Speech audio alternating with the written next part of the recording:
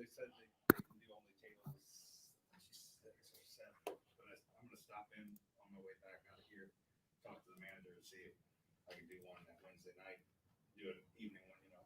That's right. So you're just gonna show up at their place, huh? Right. Well, that's the thing. I don't want to just show up. I want to make sure that like, hey, we got 40 people coming. I want to make sure. They're gonna be like, what My the luck, I heck? tell them, hey, we need 20 and 3 to show up.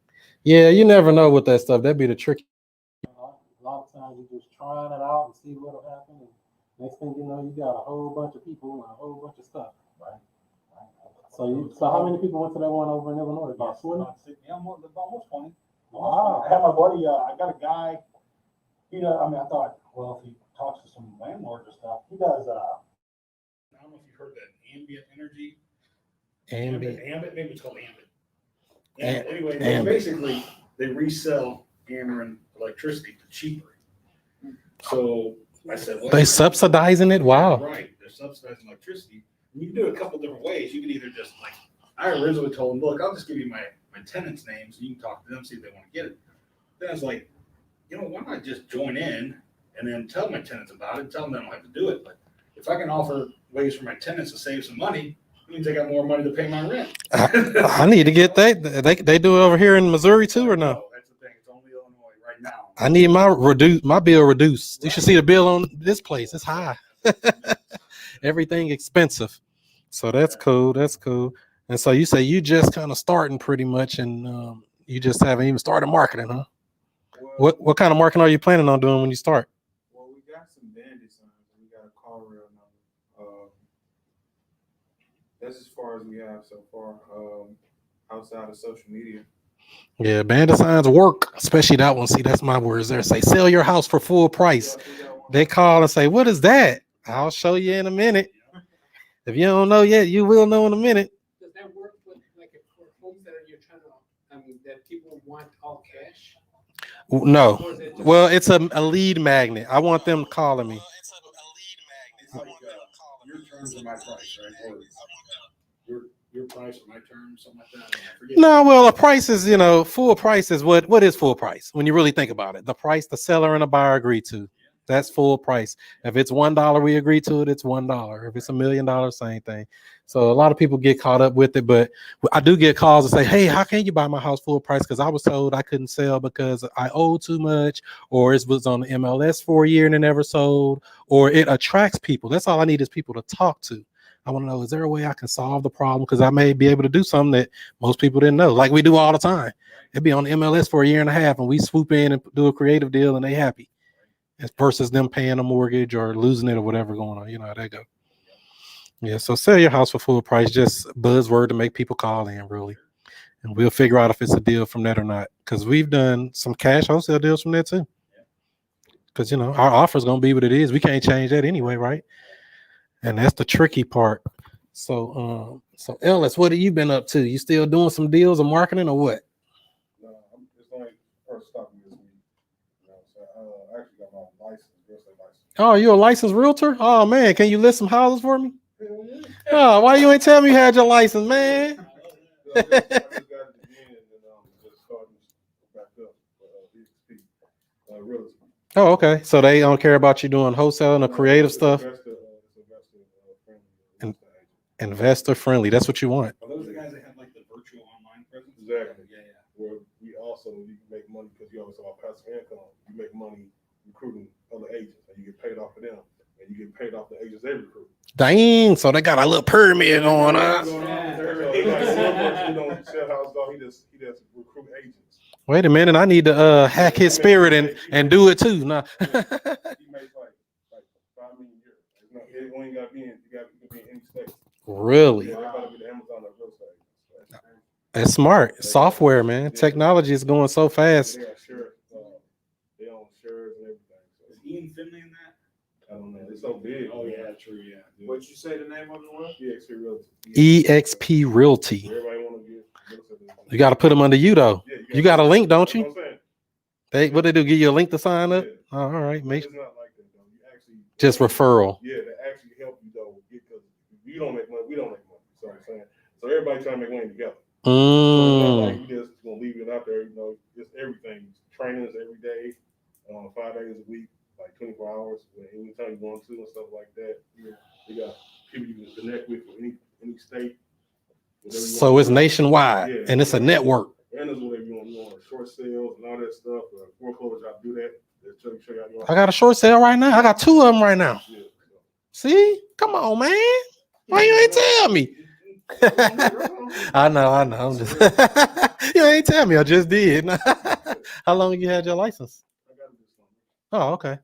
You been doing some deals with it and stuff, or not really? Not really. Yeah, that's focus on my household. Like I said, the only thing stopping me is me. So with that EXP Realty thing, do they help you attract sellers, buyers, and things? They got marketing. There's nothing they don't. Everything is covered. There's nothing they don't do. So do you have to pay them, or they just send it to you because you're part of the group? Just like a brokerage, but just like a brokerage, any other brokerage, like a regular brokerage you work with, you got to pay like $900. This is like $180, and it's like $90 a month. You get KB Core. So $90 a month. That's where you pay. I knew they got to make money somewhere. I'm like, where do they make money at? Hey, Angie. She brought her own seat. I'm saying she's quality. It is. How you doing? You're famous. Worldwide known Rich Groves. Hi guys. Hey. You're Angie. Wouldn't put your name up on the thing, right? It was Angie B buys houses. We almost was going to take that trip to Arkansas on them. I don't know if you saw the live stream the other day. We was going to drive down 7 hours. No kidding. Yeah, Angie said, we got a deal. We got to go out of town. I said, what?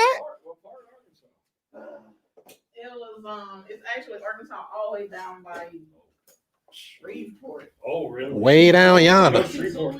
No. Yes. He said I was going to. I live It here. sounds better. No, it sounds better. Yes, you came all the way up from Arkansas. We got people coming in from out of town. Shreveport, Louisiana, the first time I was there, not first time I was there, I used to go down there once in a while, but that's the first place I saw Starbucks in a Target, you know? And this old country boy from Louisiana's up at the thing. He's like, "Yeah, I'll take one of them." But he at least ordered the coffee, right? He read the name like a venti or whatever. He's like, "I'll take one of them venti." And he pointed at that one of them like blueberry scones or whatever. He goes, "One of them there blueberry deals." I'm like, "Blueberry deals? Oh boy, man, you are the ideal Starbucks customer, man." Dang. Make a deal. Same guy. The same day it was raining out. The cart guy was driving his car, pushing the carts, riding his car. His windows rolled down, just pushing the carts, and he's driving his car. I was like, "Man, worth the trip." Yeah. I know that's right. So cool. So what do you Who is everyone? There you go. Angie's the maestro now. She come in and everything just. And I'm Angie. I'm John. John, nice to meet you, John. John helped me do my first deal, my very, very first deal. Oh, really? I just had to remind. He said, "We never met." I said, "Yeah, we met before. You just don't remember." He told me about it. That's right. My very, very first deal. John was a part of it. It was on Thrush. On Thrush, yes. I wish I could have bought the house. I had that thing under contract for $7,200. I ain't had no money. Not like that. Well, I had the money, but I ain't want to be getting into the business like that. And I don't know what I'm doing. Trying to do rentals, and I don't know. That's the thing. Get that education up. You know that. You jump in there and be messing with that, I'll be out of the business, in and out on the first deal, messing around like that. Jumping in too quick. I'm just gonna rent it out and figure it out. Sound like somebody I know. Hey, ain't nothing wrong with it. Sometimes you gotta fail forward, right? Yeah, that's exactly what it is. So what do you do, Angie, for the people who don't know? I fell forward professional. Professional. She's fearless. I've been pushing her more and more every day. Get more fearless. Be scared of nothing. Yeah, I'm getting there. When you ain't scared of nothing, nothing can't stop you, right? Because that's the thing that stop a lot of people from moving forward in the business. Like, well, I'm scared because that might happen. It might happen. I just had a deal supposed to close Wednesday and the damn thing didn't close. I'm still pissed, but whatever. We're going to act like it's straight face, poker face on, and move forward and close the next week with a different title company because they messed up the deal at the last minute. Yeah. Was it their title company? No, it was True Title. I mean, I shouldn't say their name out loud, but Screwed over, might as well. I mean, well, I've been through like 9 different title companies and most of them are not good. Just being honest. I'm almost thinking, do I need to open a damn title company? Is it that bad? I don't know how to do it, but I need to figure it out because these people getting bad out here. Yeah. So what's your question on that? In terms of like the escrow process, like You got a specific company that you work with? Yeah, so many times when it comes to title company or escrow, the end buyer, if they're a real buyer, they probably already got a relationship with some title company already. They probably already got somebody that they use because they already got their paperwork on file. They already know them. They got their LLC documents, so they can close the deal without a problem. So those type of you got a serious buyer at that point, because sometimes people call, yeah, you got that house under contract and they want to buy your house, and they ain't never closed the deal. You know what I mean? Not saying they can't close it, but sometimes they aren't that good. You know what I mean? Or they may not be a real buyer. They can be just a wholesale. Oh, I'll find you a buyer, and all that type of stuff. Which ain't nothing wrong with it. The numbers make sense, but you don't want to really get too tied up with that stuff if you don't have to. So If- from your experience, when closing a wholesale deal, most of the time you work with the title company from the buyer. Many times it's from the buyer. I do have some that I go to on a regular basis. Like I said, I've been through 9 different ones, but I close a lot of deals. That's because I've dealt with a lot of buyers and I've dealt with a lot of transactions. I got one that I go to specifically for creative deals. I got others that I go to for wholesale deals. I got 2 others that I use mostly for those. Any of them you recommend? Well, St. Louis, I would say probably Freedom Title's pretty good. They've closed several of my deals virtually. Never met the girl, Stephanie, over there at Freedom Title. She's closed several deals of mine. Never met her. Another one, I've used Copper Title. Leslie over there. I've also used who else have I used? Like I said, I've been through a bunch of title companies, but they all got their perks, you know what I mean? And you almost have to ask sometimes. In Missouri, do all the title companies have an attorney, like actually part of the title company? Or Yeah, most of them have an attorney on hand at the title company here. And so it makes it so much easier. You get to get that legal counsel without paying for it. Yeah, right. Many times, If you submit a crappy contract or something that's just not going to hold water, their attorney can say, hey, this needs to be fixed or something. Or if you get like somebody maybe have, what do they call that? Quiet title suit. I got a guy right now. Matter of fact, one of the buyers who came to see my house the other day said he bought a house in Jennings. He don't want it. It's got to do a quiet title suit. He said he don't want to go through all that. He'll just deed it over. I was like, so yeah, whenever you get a deed, say you buy a house at an auction, like at the tax auction or something, it's supposed to wipe out all liens and encumbrances. That's not really true in St. Louis County. So it has possibly MSD liens, sewer lien, water lien, some lien, some other lien we don't know about, baby mama lien, something, right? And so you do a quiet title suit. Now that's just going to an attorney. They usually charge about $1,500. They put basically a notice out into the public to say, here, public, we're on notice. This house is being sold. Do anybody have any claim against it? If not, we're going to transfer the title clean. Nobody say nothing. Like most of the time they don't. You get the clean title, but you got to pay to go through the process. And it takes, a few months to go through. But there's a problem. If you put it out and they say, oh yeah, somebody makes a claim, you got to address that claim and you might have to go to trial or pay them off to pay their lien off. And sometimes that'll happen if there's like, like mom and dad own the house, right? But, and it goes to 6 different brothers and sisters, right? And they can't get a hold, they can't find. Yeah, an heir or something. Yeah. They can't find them. So they got to go through quiet time and say, hey, if you have a claim, like Chris said, then if they don't, they're out. Yep. So we have to put people on notice, and it's just a legal structure, and the attorney does it all. You pay somebody a bunch of money and pray it goes through, like everything else. That's all it is. I don't want to get too deep into it because it's just illegal. Like all this stuff is just legal stuff. If you understand how it, a kind of overview how it works, you don't have to know each little document and each little thing because that's what you pay these people to do. If they're competent and you have a good dream team on your team, you shouldn't have to worry about it. But as I said earlier, going through some of these title companies, you gotta hold their hand. Come on, little company. Because they waited till the day of closing to mess my deal up, basically the day before. And they had it since Labor Day. And it's supposed to close this week on Wednesday. Yeah, it's like the beginning of the month, the first Monday of the month. We're at the end of the month. We're supposed to be closing out. Now you come with an issue. So in the case of those attorneys being on standby, the title companies, would that make it allowable to do a subject to transaction Well, when it comes to doing creative deals and subject to, only some places do it. All title companies do not do subject to transactions. You got to ask them, do y'all do those type of deals?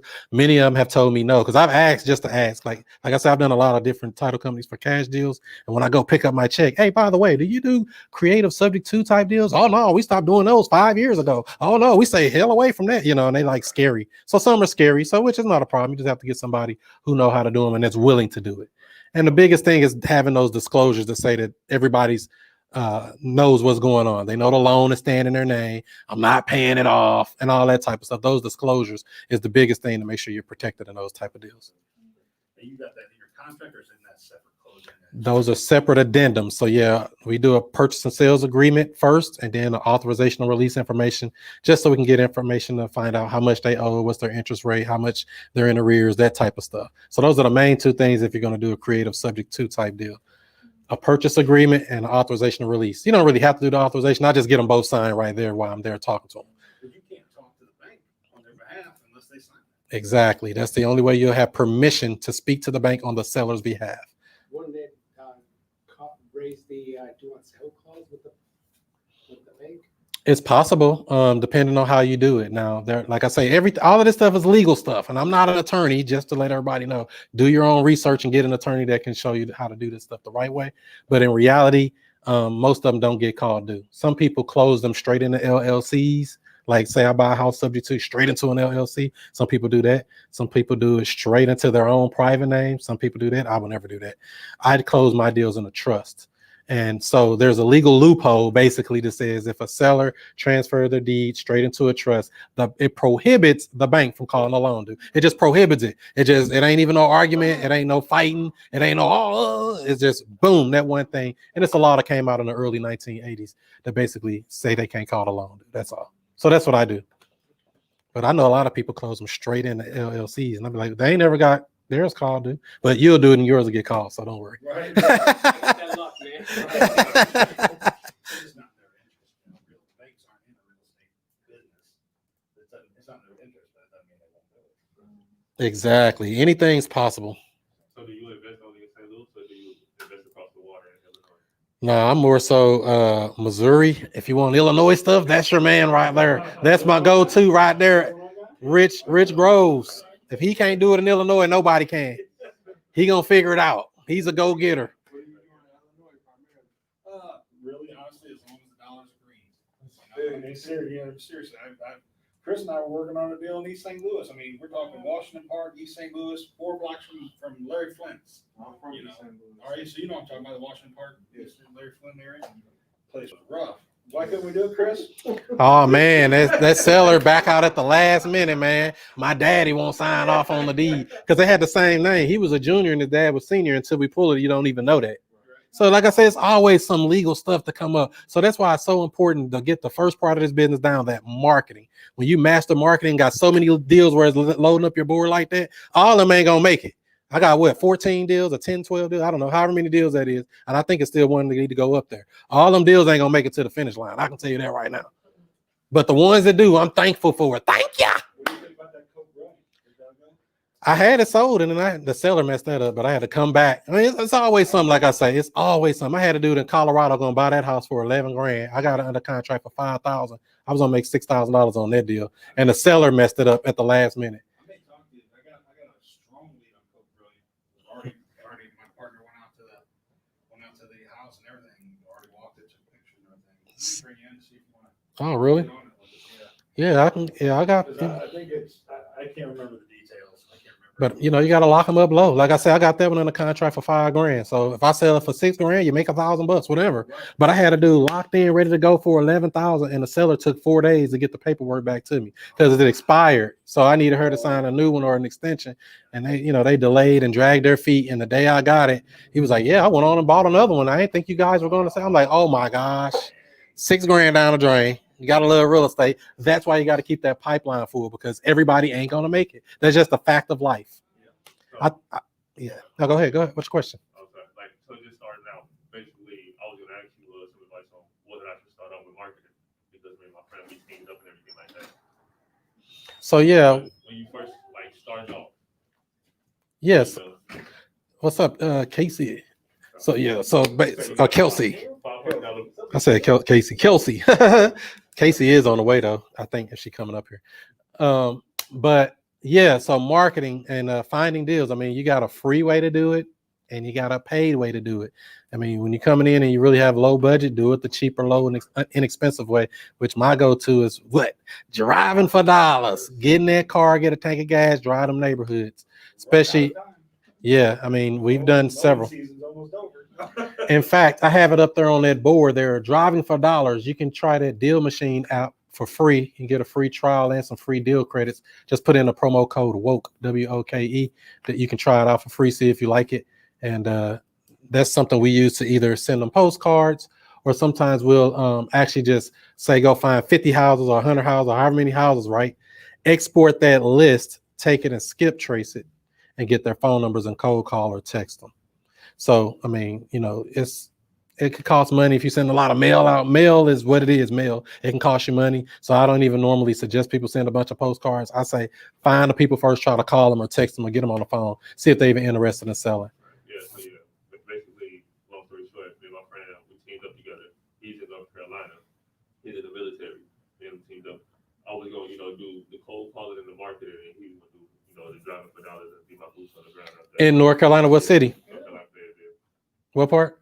Fayetteville, North Carolina. Oh, okay. Yeah, so that's the thing. You got to have boots on the ground, especially when you're dealing in other markets. Angie just found that out. So you got to have somebody on the ground. As long as you got somebody you trust out there that can, at least go show the property, look at the property. She was gonna be boots on the ground. No, she was gonna go down there. Boots on the ground market, like virtual market. So what would you suggest? I was going to bring this voicemail to SMS, text message, and I was going to just do that, just start using that to build my pipeline up. Yeah. So when it comes to the marketing, texting, voicemail, all that stuff works, and it just depends on what your budget is. You got a marketing budget and stuff like that, or? I really haven't got specific down to it.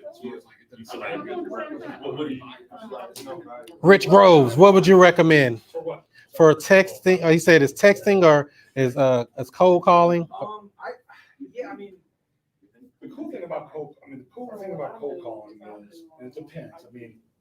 But that's one of the biggest fears people have, right? Is talking. And I'm not saying that's a thing. Yeah. But some people's fears are talking to other people, like rejection, right? And so they think if I'm going to cold call somebody, they're going to say no. Every no brings you closer to a yes, right? That's my opinion. But if nothing else, it gets you used to going through your spiel, right? It gets you used to doing your elevator pitch. It gets you used to doing that quick. They only got how many seconds? 30 seconds, 20 seconds? Somebody's gonna give you their attention on the phone. So it gets you used to tweaking that a little bit, trying to get it. But at the same time, you might be burning through some bad leads. But the thing is, once you talk to somebody, you can make little notes and say, okay, well, they weren't receptive, or yeah, maybe I just screwed it up, so I'm gonna send them something, right? Or maybe I'll text them. Yeah. I'm looking now into this thing. I forget what it's called now. That guy you guys were talking about. That I looked him up. The guy with the 50 states, 50 days. Oh yeah. RJ Base the Third just showed you can do 50 deals in 50 states from your computer, and everybody running out to houses. Right. I'm like, why y'all running out to houses? Y'all don't see this man locking up deals right on the thing. I came in the game virtual.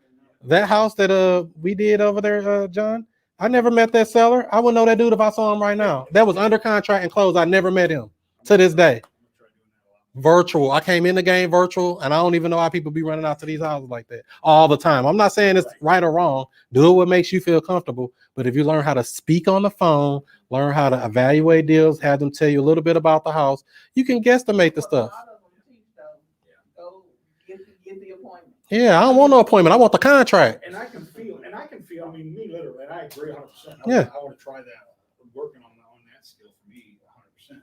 But there's a different feel for me on the house I've been to, and I was the one who took the pictures and I've been there, than the one that maybe I just saw a picture somebody else took for me or something. There's just a different feel. It's like confidence, maybe. Yeah. I'm more confident because I've been there, I've seen it. Yeah. But I gotta get comfortable where Chris is coming from. I mean, it's just all about positioning yourself properly on the phone. Hey, Mr. Seller, so tell me a little bit about your house. Well, it's okay. What you want to know? You know, they might open up and tell you everything. Oh, well, it needs this repair and that repair. Oh, it's in great condition. Sometimes they say great condition and it really ain't. But, you know, that's why you got to have your paperwork straight. So that's why I can do a virtual deal. My paperwork protects me. Any event they lie, we're going to know anyway. Somebody going to put eyes on it before we close. So what am I worried about it for? If we got to renegotiate or get it lower, we'll know because it says subject to inspection. We're going to inspect the property. It's not like we're just going to close on it. We can lock it up subject to an inspection. It's right on the paperwork. So that's the biggest thing. You know, if you got good solid paperwork where you can get out the deal, if it ain't right, or if they lied, oh yeah, it don't need nothing. You go in there like, damn, there's a big hole in the roof. You know, this house got a lot of stuff. And none of them has really ever lied like that, but they will lie. And if they do lie, we're knocking the price down. They know that. The last deal we just did up in Spanish Lake had the deal under contract for virtually, never met these people, all on the phone, 52,000. What was it? Yeah, 51,200 had under contract, made up a number. Don't know where I got that number from. Just came up with a number. They agreed to it, right? We send the paperwork over. They signed up the contract. We go to the house. And when I say we, me and the end buyer went to the house. I brought the buyer with me. How smooth is that? Lock it up first. Bring the buyer with you. We looked at the deal. We found out there's a big crack in the wall in the basement. Oh, what's that? Oh, I forgot to tell you about that. You just talked yourself down on the price. So lo and behold, we going through all the riffraff, right? Lo and behold. No, I don't mind. Yeah, but your deal would be, your offer would be lower. Thank you. So the buyer, exactly, no problem. So, but I had it locked up for like 52 something, right? Or 51 too, something like that. Lo and behold, you know, I'm getting it renegotiated. My end buyer said they can pay 57. I went back to them, told them we can do 47. Yes. I made 10 grand on a deal that only went 2 once. How hard is that? I love doing that. What some people call like reverse wholesaling or whatever. Where and I only do this with like in buyers that I've got a relationship with. And I'll actually, if I am like Chris was saying, even when I don't have it locked up, I reach out to them if I trust them because I don't have it locked up. Yeah.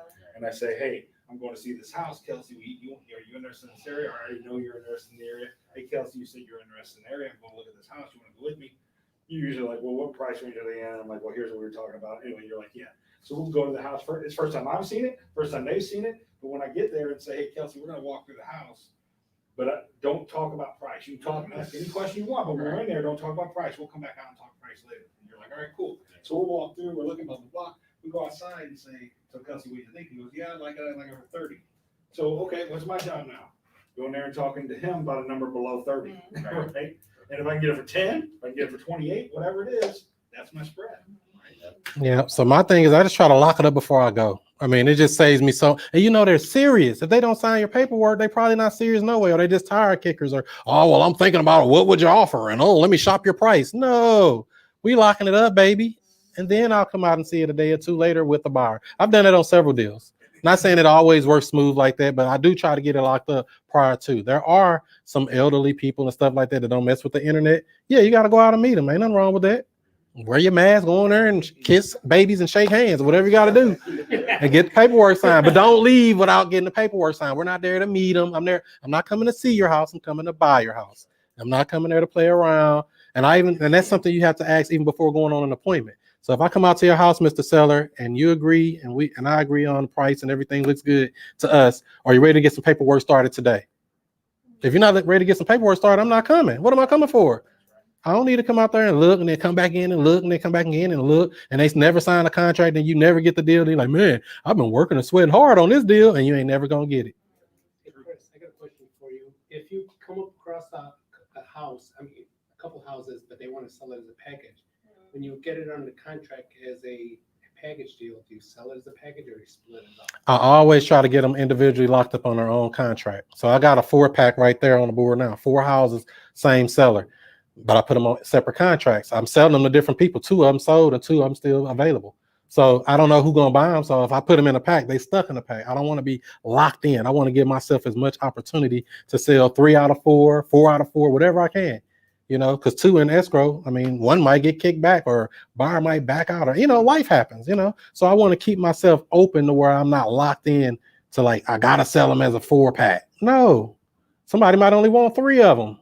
Somebody might only want 2. Somebody only want 1. I don't want to make it hard for me. I want to make it as easy as possible on me. How can I make it easy on me? Individual contracts.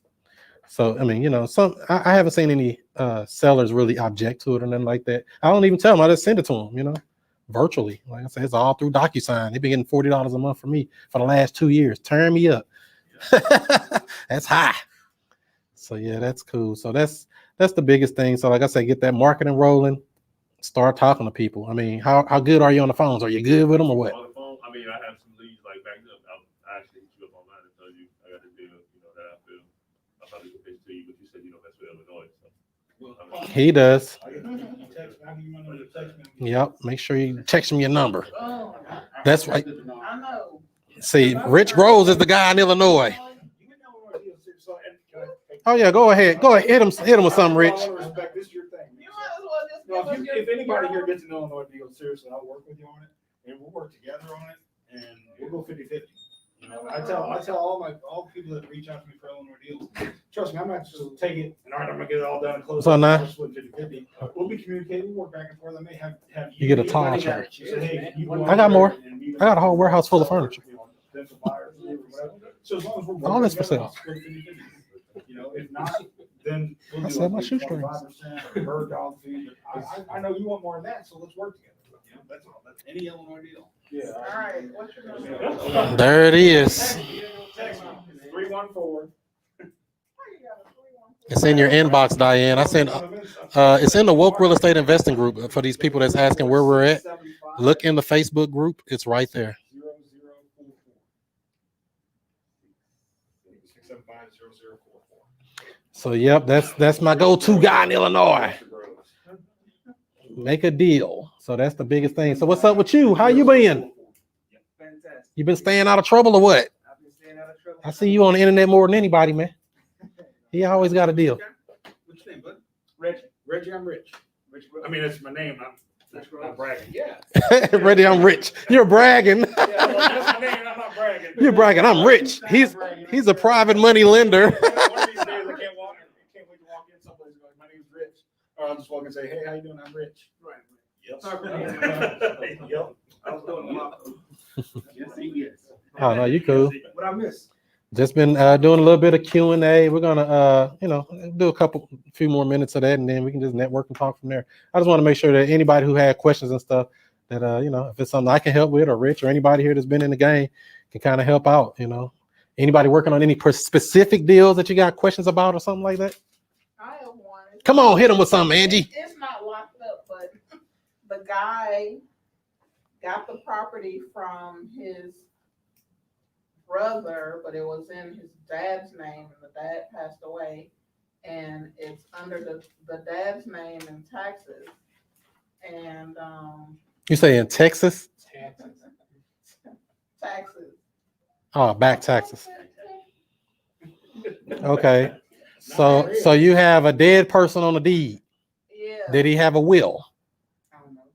Probably not. Most people don't. Mm, Sound like a probate.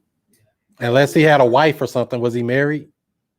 I don't know that either. Yeah, got to do some family digging on that stuff. But the dad's name is on the taxes, and the seller's name is on the deed. Oh, I let title company sort that out then. Oh, if it's the deed is in somebody else's name and the taxes He's is, trying to pay the taxes, and they won't let him pay the taxes because his name ain't on. What? I let the title company sort that out. That's just me. I don't want to say it because I am online right here, but I've closed deals when I've known that something wasn't right and they close it and I don't say nothing. I let them do their job. I do my job, they do theirs. I don't try to think for people. I don't try to be a mind reader. I let the title company say, hey, can we clear the close? We clear the close. So you get a general warranty deed and get the title insurance. Yep, they're the one liable for that. Because I know we closed the deal up and Jennings had a $20 million lien on it. Because we could, 20 million. What? The $15,000 property. In Jennings, a $20,000 house with a $20 million lien on it. And I know that because we couldn't close it. Every penny from what he said. Man, I done came across some weird stuff in this business. That's why I don't try to think for people. Just let the title company do their job. You're right. So let me ask you, in terms of like creating a website, is there any specific source that you recommend? Yeah, I mean, is it just for you trying to use it for marketing, or you just trying to do a landing page, or what are you trying to do? Everything. Well, I have a whole thing. I have a whole resource page full of every source I use on my website on wokerealestate.com. It actually shows you everything I use exactly for every website, for pretty much everything we do in this business. I don't know what everybody does out in the real world, but everything that I use as far as that is there. So we use a couple of different places. Just depends on what it is. Yeah, so that's cool. Any other specific questions on any deals or anything? What you working on? Man, I ain't got no question. I already know the answer. It's not a deal, but I'm working a deal with a guy, partner of mine out in California, and it's locked up way too high. It's one I talked about online. It's 6'2" out in North St. Louis on Sullivan. And it's locked up for what now? It's 20K. It's locked up for 20K, and then it's a full gut. It really is. They demoed it everything, but it's like, Where did they come up with the number of 20K? I have no idea. That's where it all comes down to. I mean, anytime I'm talking to a seller or anybody, where the hell you came up with that number at? I don't care what the answer is. I mean, I care, but I don't care because that's what you're going to use to renegotiate. It's almost like, it's like that's where he locked it up at, and I'm his boots on the ground, so I'm there just to kind of help him shop it. So have you had buyers even interested at all? Well, the initial numbers, the way I worded it online, yeah, I had a whole bunch of people. I had like 35 people. So did anybody come out and view the property? One said he wanted to see it, but He never showed up, I I guess. never seen it. I just know from pictures. Market that thing, let the people look at it. I'm working the thing. Huh? What's the zip code? 63 115 or 20 or what? 115 or 113? 107. Oh, you're over there by that It's right by NGA. yeah, the NGA. Okay. So yeah, 20 grand kind of high. But depending on what the situation is, let the buyers take a look at it and ask all of them, what can you pay? That's why I haven't really said anything negative about it publicly, but I know it's in my mind it's too high. But my thing is, I'm new, this guy's new. We met over in our coaching group, and so this could form into something that's something that you really partner up with, because he's out in California. So yeah, that's the biggest thing. Let the buyer tell you what they can pay. They might say, I can pay 8, I can pay 12, I can pay whatever. It just take a little bit of training, and like, hey, okay, here, let's stick to some areas in St. Louis. May not know the area, but let's go to some of these hot areas. Because you can still sell that deal, you know that, right? Because I've sold a deal over there that I never went in. I never met the seller, never met the buyer, and never went in the house. I looked at it, I said, man, that house look bad. Took some pictures of the outside, threw it online. Somebody said they'll take it. They paid $4,300 for it.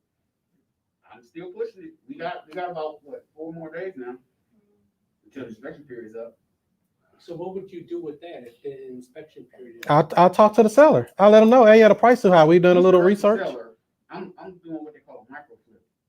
Well, I'll tell them, I'll talk to the seller. If I'm JV in a deal, I'm in a deal. I'll talk to the seller myself. I don't care about, they only want to talk to them. They might not know what to say. Get me on the phone with them, or get somebody on the phone with them. They know how to speak to them and say, hey, yeah, we did our research. The price is too high. It ain't going to work. I mean, are you able to do something better than this? If not, we might have to walk. Yeah, he's got a good working relationship with the seller. So, because he offered the big price. Yeah, exactly. That's the relationship. The price too high. You got to confront the enemy. I know we try to kick it down the road and act like we don't see it. We know the price too high. Just tell them, hey, man, the numbers don't work. So, I mean, because if you know the price is too high, and I mean, I assume your partner knows what the ARV is for the home is, doesn't he? Yeah, but he's not familiar with the area. Like, it's in the city. What I'm seeing is it's like block by block. Yeah. Right. One block could be great. Another block is like a no-no. You know what I'm saying? So it's all about knowing the market, knowing what areas you're working, and he gets it from anywhere. He's just pulling a list and just like, okay, distress You know, he's just like high five, you know, just get going. But ain't nothing wrong with that though. It's all about making sure that end buyer give me a number. I don't care if they say I only pay $5,000. This is the number I'm going back to the seller with. Hey, I got somebody ready to go with this, but we need to be at X number. Can you do that? If you can't do that, then we got to either walk or renegotiate. That's it. Right. Yeah. So let the buyer determine it, not me, not you, not nobody else. Only that end buyer can tell you what they're willing to pay for a property. Exactly. So I haven't got any feedback, not like a little bit of feedback yet. So I'm just, you know, they said if you don't hear anything back in 72 hours, pretty much. I mean, how are you marketing it anyway? Facebook, what else? Email, you know, Facebook. Only thing I know. It's, you know, it's only two reasons a deal don't sell, right? That price too high, which is probably the case here, or the marketing sucks. It could be both. It could be just one. We don't know. Yeah, You got to have enough eyeballs on it. Facebook.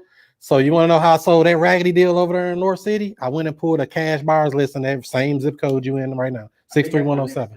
That's what I did. That's how I found a buyer. I want to do that tonight and just pull one because I got a cross stream.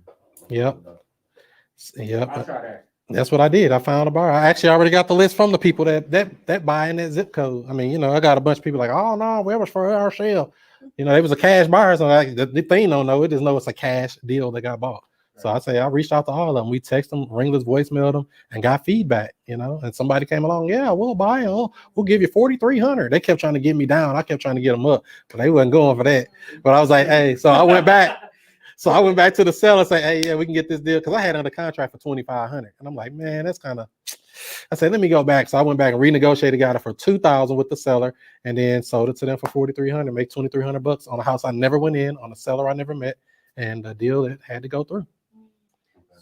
So Chris, what do you use for? Who is that for here?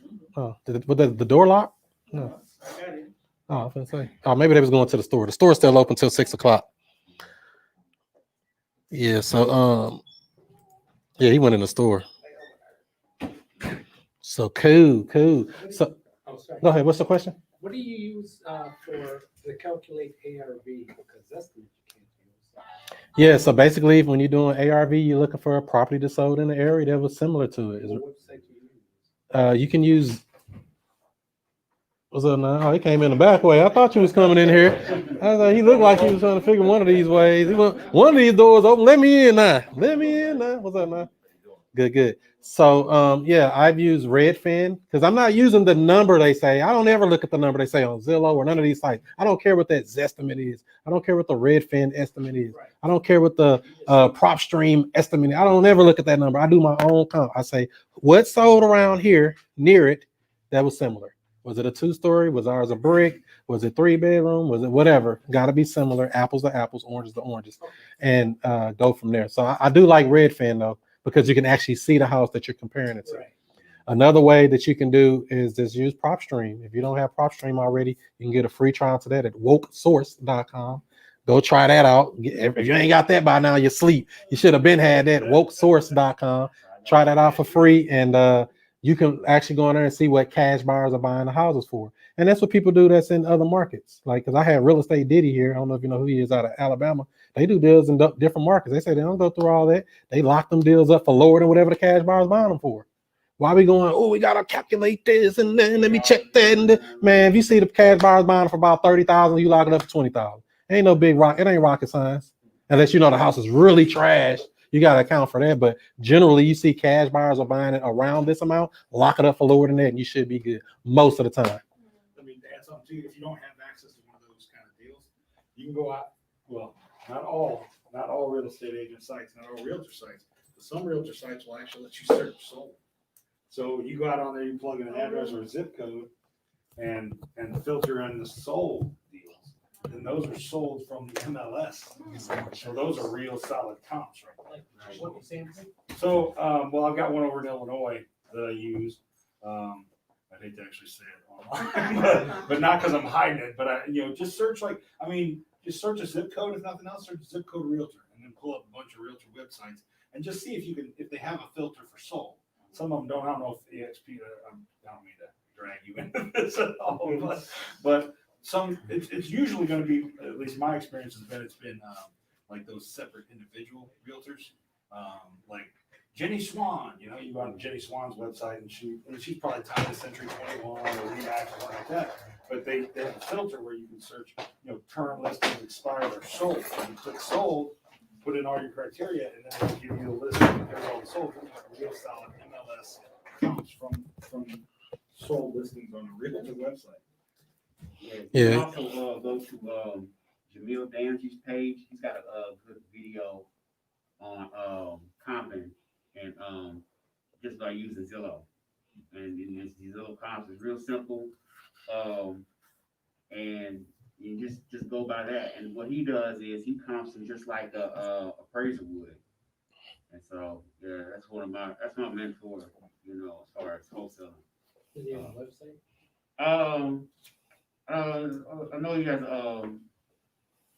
I know his business has a website. I know his his YouTube page is Jamil Damji. Can you spell that? Yeah, Jamil.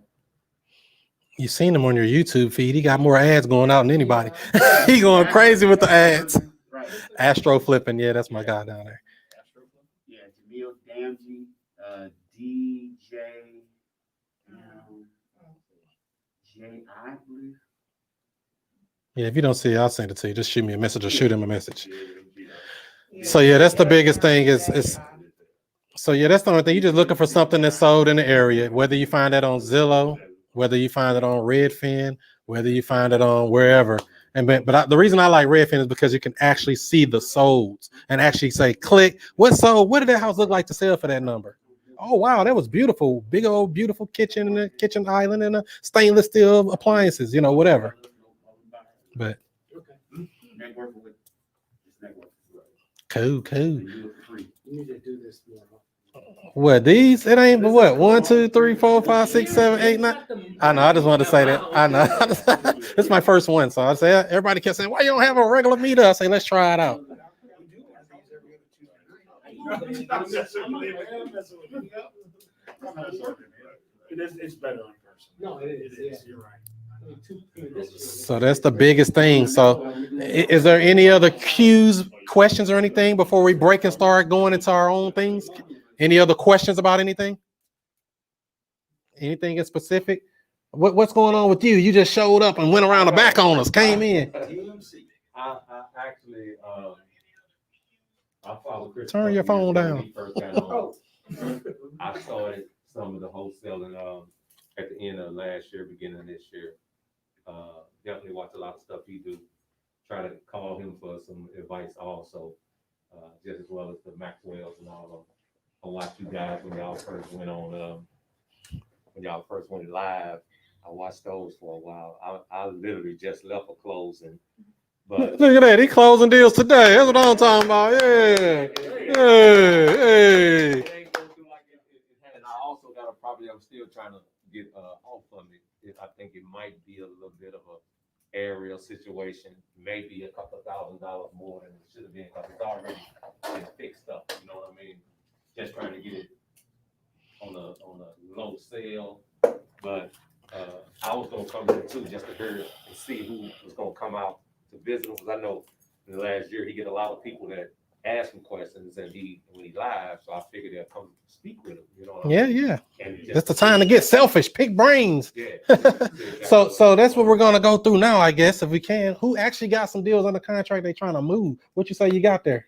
It's the one that it actually didn't close, but it's on its way. At least I hope this buyer come through. It was a 3-2 out in Wentzville. So you sold it already, or you still need a buyer? Still need a buyer. Still looking for a buyer. I got 2 more people coming. I actually just extended it when I went to the close today because of the guy that was planning on financing and didn't come through to do it. You know. How did that happen? It was a cash buyer or a loan? It actually was somebody who was going to fund the deal. And the guy that had the money to fund didn't come through to fund the deal. Right? So do they have some non-refundable EMD available for you? No. Why not? I actually had mine up and was looking for them to come through for me. You know what I mean? But that's what, so you got to get something from them, some skin in the game. Because if you don't perform, thank you for this free money. Yeah. You know, I don't mind you backing out, but I get to keep this free money. I actually got some money like that on a EMD that I just recuperated from something like that. So I knew it, you know what I mean? But when you talking over $100,000, you thought somebody was gonna do something. Yeah, I get money from everybody until the deposit is received. I ain't stopping marketing. Right. On that B2C contract, you can put there non-refundable EFD and, Hey, hey, come on in. Let me get y'all some seats too. We almost out of seats. I didn't know there's gonna be this many people. So, how you doing? Good. Let me go get you some more chairs. I'll be right back. But yeah, so you say you did get? Okay. So you say he just didn't give you no EMD? All right, Rich, go ahead. Sure. Oh, it's my show now? No. Commercial Rich break by Groves. Rich Groves. Yeah, it's Rich Groves taking over the Chris Monroe show. no, I was just saying, about the EMD, in the B2C contract, what you could do is, say you got an EMD with the seller, let's say it's $100, right?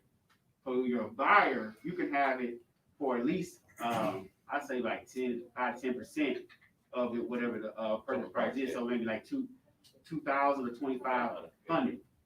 And then what happens is during the close, when the buyer comes in, they have to send in a certified check, money order to the title company before you even go forward. Right.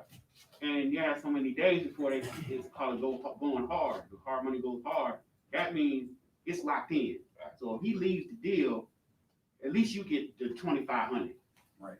And so that's how you take care of that. And so that's how you know when your buyer is serious.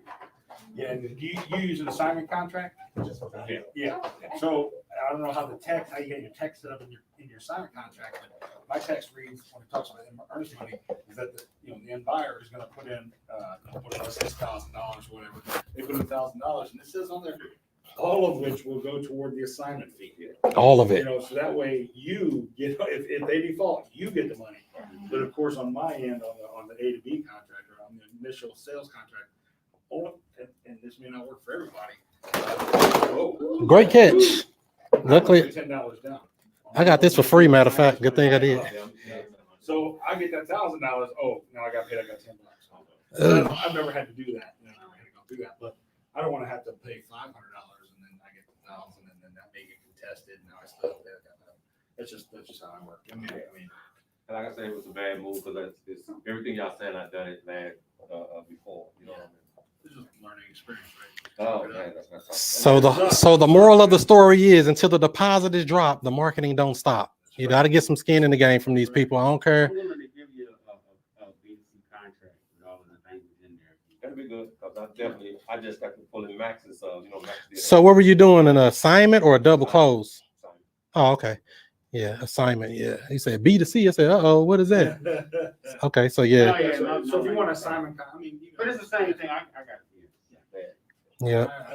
The assignment contract I use don't even tell an assignment fee on it. Is that janky? Yeah. It says total contract purchase price. Well, the title company, you can usually can figure it out. Yeah, they'll sit in when they go to sign. I got it. It's too late. Yeah, my money's already in. When to have it in there, how much, how many days it goes hard. I got like straight language in there. Right. It ain't no mistake. Which I can see how Chris is talking about too, because I've had to have that weird conversation with the end buyer one time. It's like, wait a minute, you're making $10,000 on this? I'm like, well, Mr. Buyer, you already agreed that $35,000 was the price that works for you.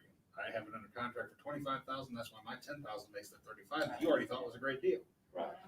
So that's, Yeah, but still. I don't even have that conversation. Right. Chris is talking about something. I let them know I ain't no lightweight. No. So how are you all here? Good. I don't think I've met these ladies before. Have I, Chris? I'm E-Marie. E-Marie? It is E. Marie, heavy hitter. You only see her from here up. Everybody masked out. Well, I'm Christiana. I'm her. This is my daughter. Oh, hi, Christiana. You're the good one, right? No. She said, I'm the good one. I'm a real estate agent. Oh, okay. Wow. Great. So we got all agents. Now you got an agent over here, agent over here. Making deals. Ain't nothing wrong with that. I don't know. So are you an investor as well? or- Yes. Okay. So I do wholesaling and, we also have a house on the market in Baldwin. Deals and heels. Yes. Always doing deals. Ain't nothing wrong with that. Get as many deals as you can, because all of them ain't gonna make it for some reason or another. So even if you got 2 or 3 or 4 deals locked up, don't stop your marketing. Oh, these gonna make it, and be counting them dollars, and I ain't never here yet, because you'll be heartbroken. So is there such thing as having too many deals? People want too many, not too many deals, too many leads. No, you can never have enough, because all of them not gonna make it. Like I say, all that stuff on there, only about half of them gonna make it for whatever reason. As long as you commit to following up, right? 'Cause I don't know how many people on your team. So you need to have a lot of people on your team to get a lot of leads, or you just gotta take a longer time to follow up with everybody. You gotta follow up, right? I mean, some people, they blow up too quick, right? They grow their Mhm. business too fast. They fall 100 calls behind. Yeah. And 3 months from now, they're just calling people that are all dead leads because they already sold the product. Yeah.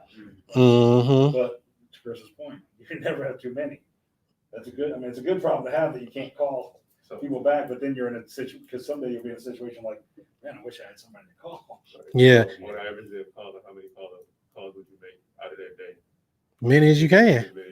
Text messages, voicemails. We do a lot of those. We use a lot of automated systems. So we touch a lot of people, because most of them gonna say, leave me alone, F off, go to hell, what do you want? All that. So, it's, and some people say, yeah, what are you gonna give me? Or I'll sell it for $2 million, knowing the house ain't worth nothing but 50,000. Right. So I mean, you just never know. You just gotta weed out and disqualify people quickly and move on to the people who really want to sell. They're not really motivated. You waste your time talking to them, really. Have you used that system that the guy, I forget his name again, the guy with the 50 days, 50 states? Yeah, him. That system. Yeah, I use something similar to that. They all do the same thing. I mean, it's just software. Okay, it looked pretty darn cool. I signed up for a trial and had about 2 minutes to spend on it so far. Really? Yeah, because we use something similar to that where it actually, if they text back, it'll actually pull up their information and stuff like that, like to know who we're talking to. Because if you see when he's on the phone, he's like, yeah, do you have a property you wish to sell? Which is nothing wrong with that. Right. But sometimes I just tell them, hey, yeah, we're calling about 123 Woke Street. And you're probably not the owner, are you? Oh, yeah, I'm the owner. Yeah, we just want to know if you're interested in selling it. And they're like, well, what do you give me? And then we go from there. Or they might say, no, what make you think I want to sell it?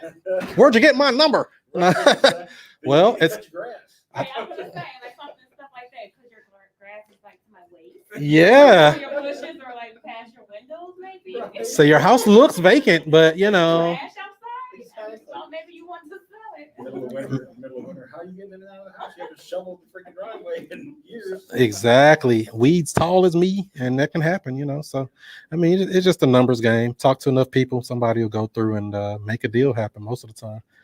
So that's really the gist of that. Marketing and then sales. Close them on the back end. If you can close them on the back end, that's just regular sales stuff. You can learn that stuff, anywhere in life. You probably did somewhere else for somebody else anyway, right? We selling everybody else stuff. Sell something for me. Get me a check.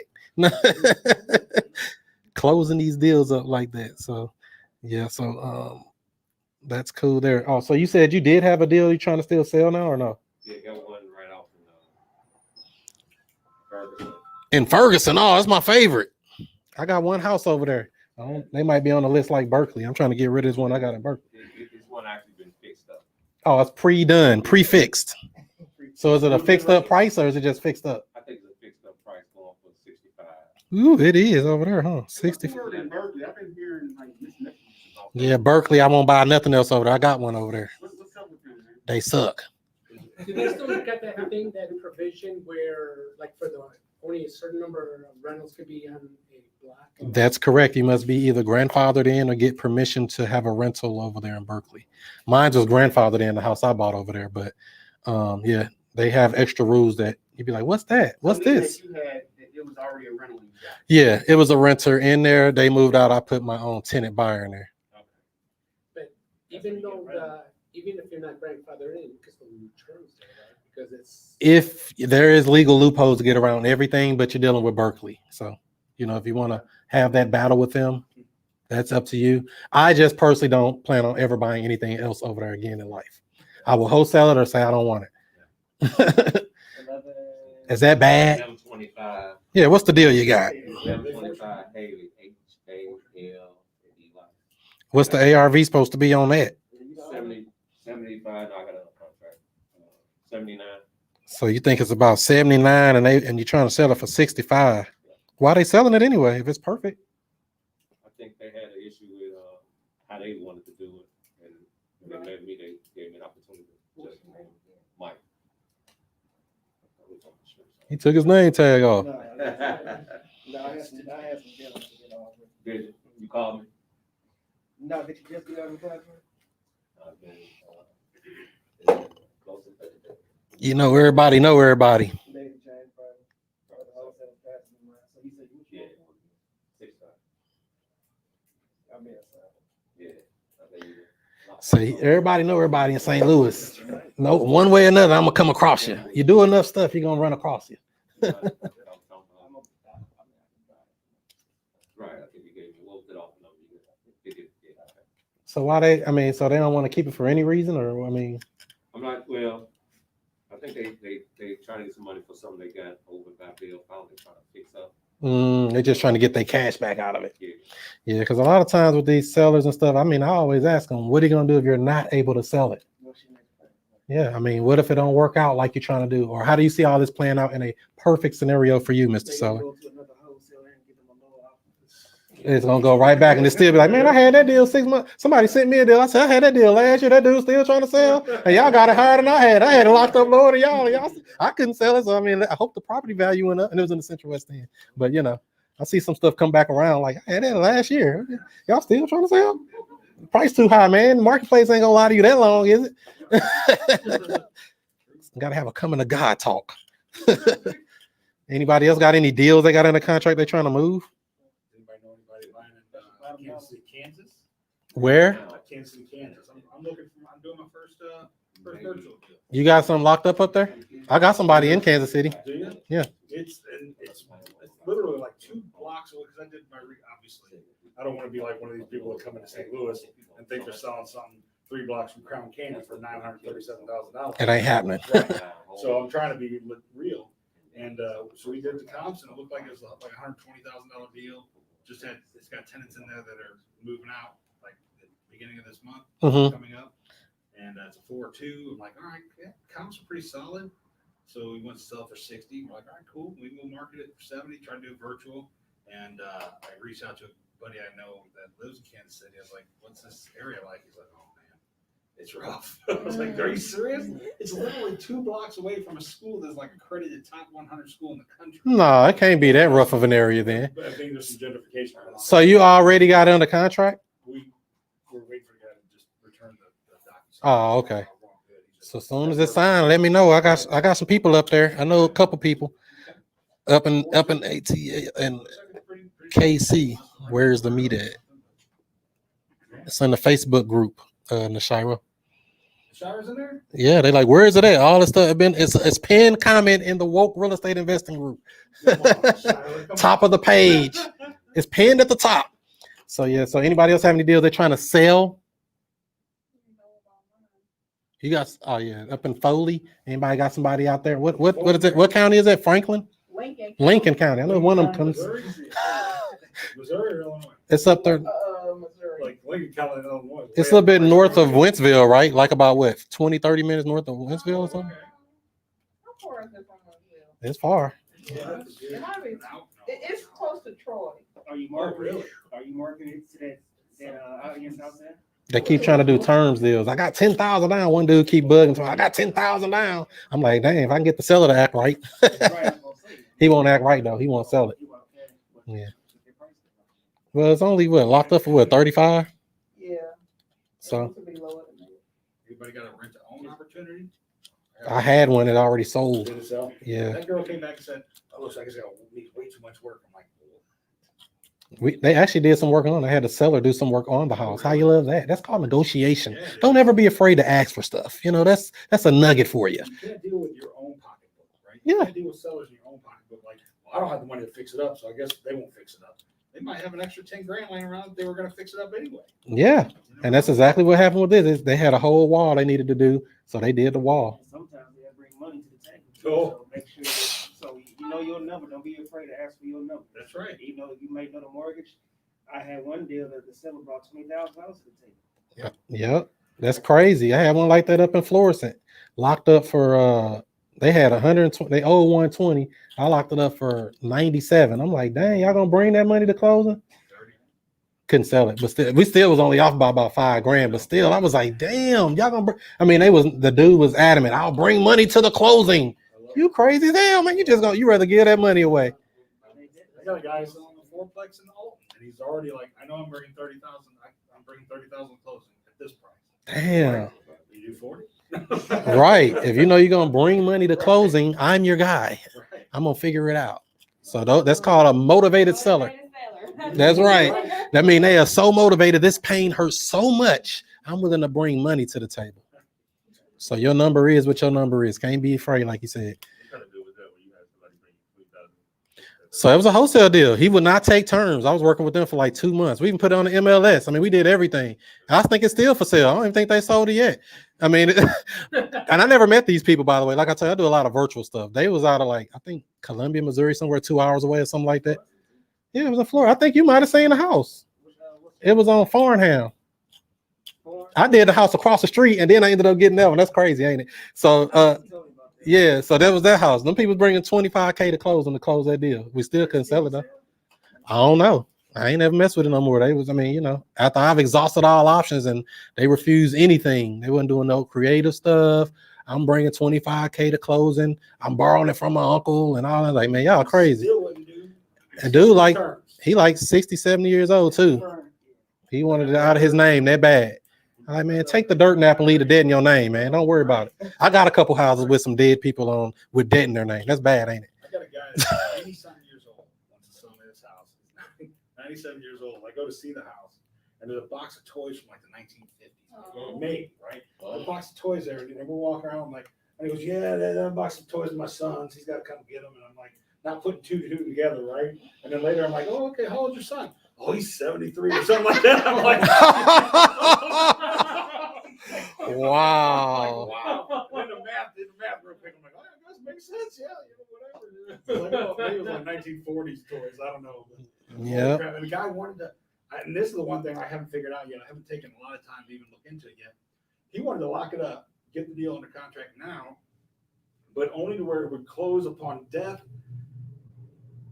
Yeah, it would close upon death. Yeah. You know, like he didn't want to close out. He was still living there. He's 90-something years old. He's a pretty healthy dude. That wouldn't have been a bad deal. We can structure it. I mean, you gonna take that dirt nap one day. I'm gonna talk to an attorney. Yeah, he's like, I don't want, my son lives in California, and I don't want him to have to deal with any of this stuff. I want it as soon as I die, you can close it. Actually, just say, yeah, we bought it.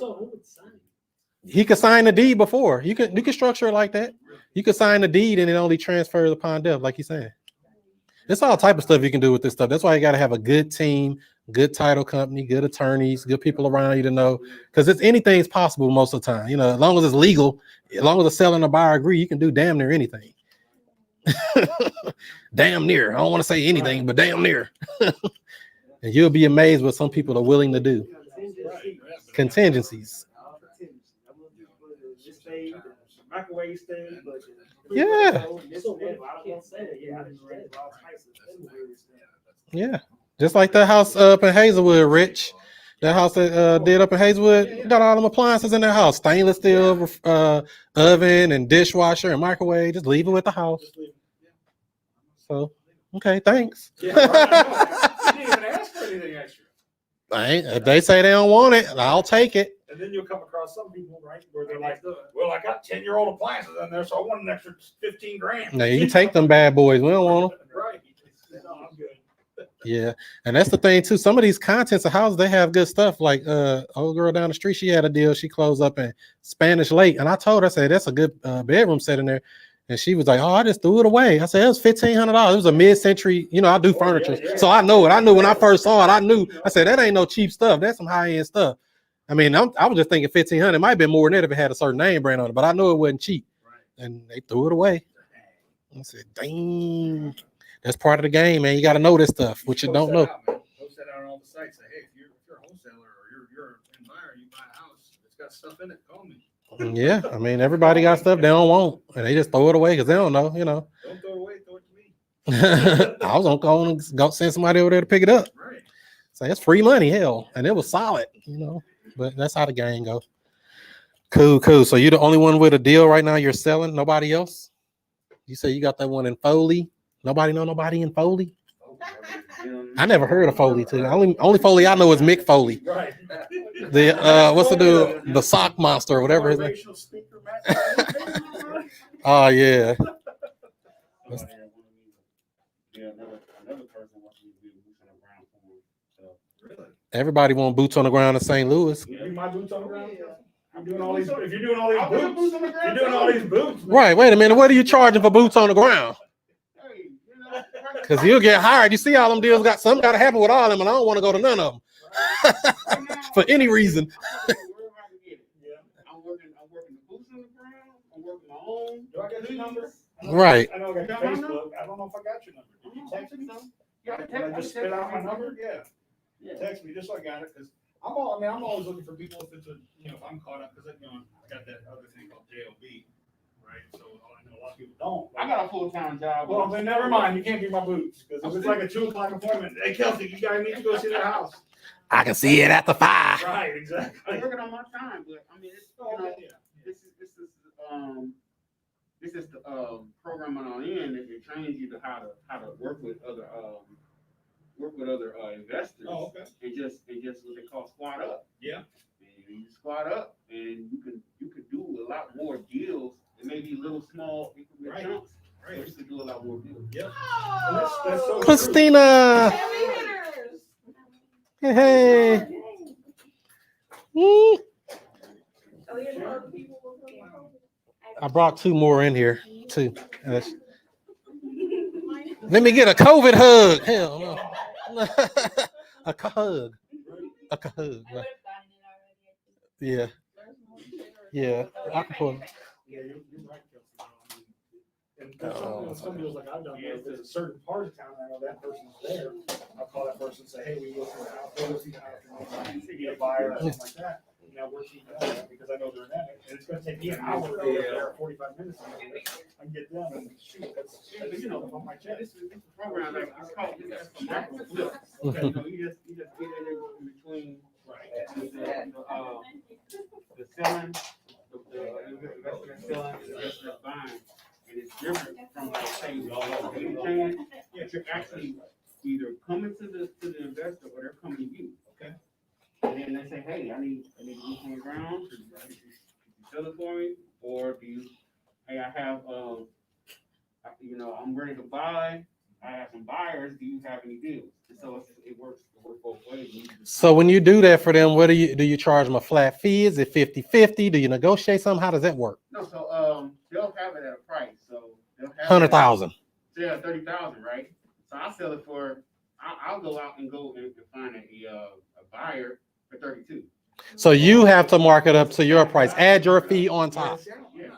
Anybody else like, I don't like that. I don't like It's kind of hard to do, man, because the numbers are already tight. If the numbers work, then you shouldn't be. If the numbers work, but like I said, you have to be in communication with the different entities. You just can't just go and just almost grab your deal. Right.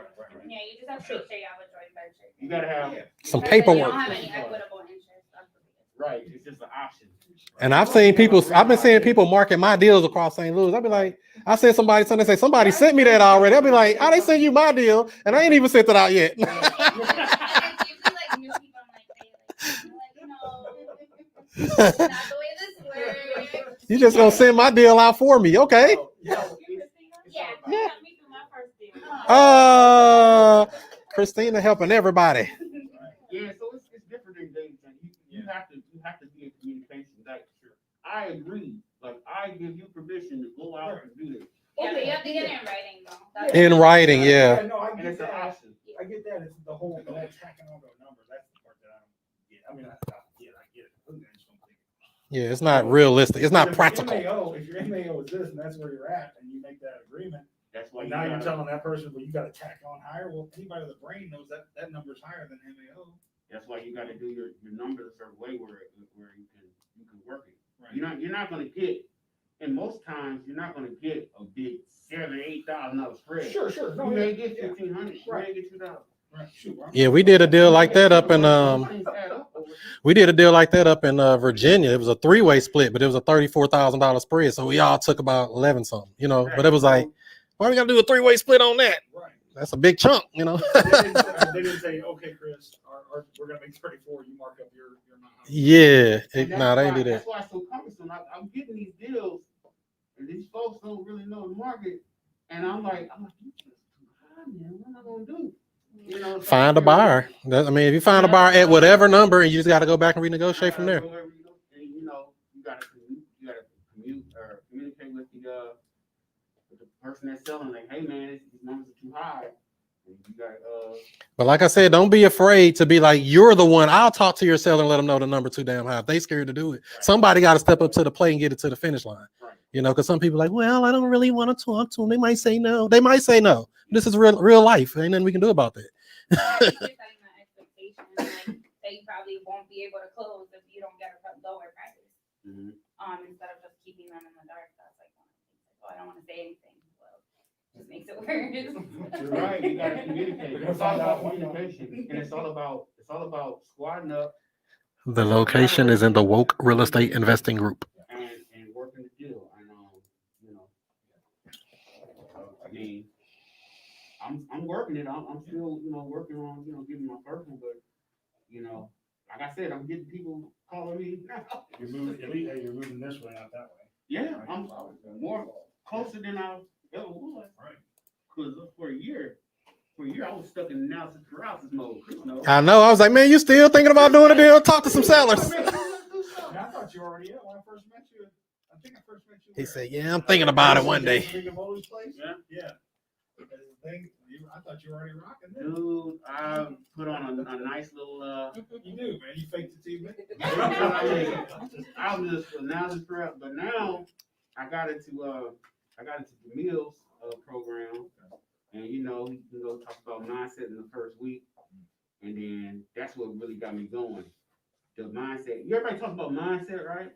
But he actually breaks it down. Okay, this is how you change your mindset. This is what you got to do with X, Y, and Z, and that's what happened. And so each week it went by, there's an action step you got to follow, and they follow up with you. Like, hey, did you do your action step? Cool. You didn't do it? Okay, well, you can't go further.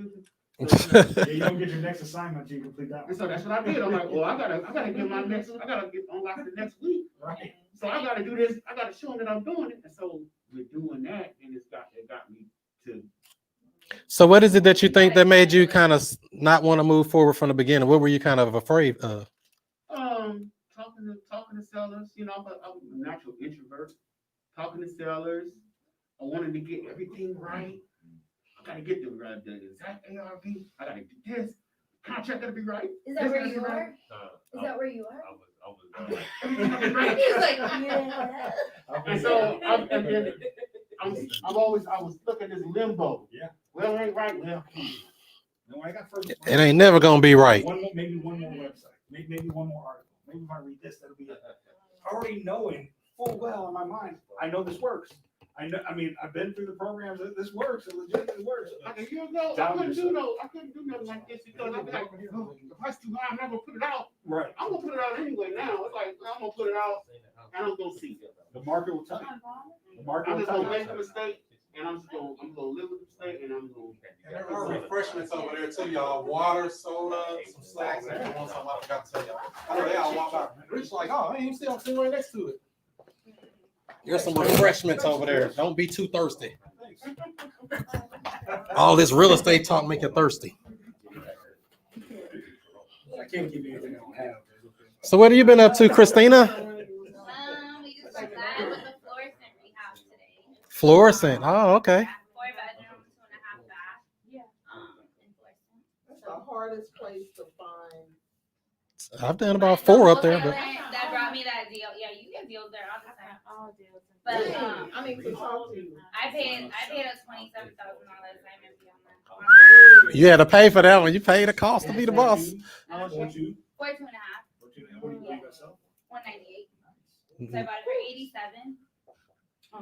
My numbers are like right at 35-ish.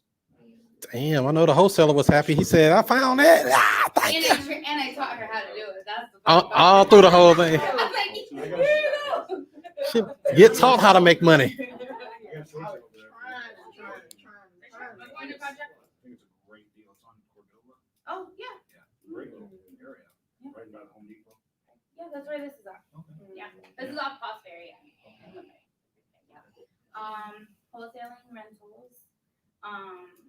So I don't know, for anybody who doesn't know me, my name's Christina Aguilera. I used to be Christina Spells. That's really my name.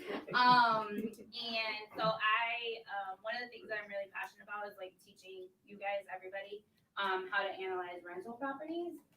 Because I think that that's one of like the biggest problems that we have in the market is that you try to use the 70% ARV rule and it's just not gonna work. We don't use equity, so we use rent minus expenses. Yeah. So we do expenses. I have like a whole video on Propelio of how I break it down and stuff, but yeah. all that good stuff. Yeah. Matter of fact, that He's first told deal. me a lot of deals, so he knows. Oh, you did? Oh, look at you.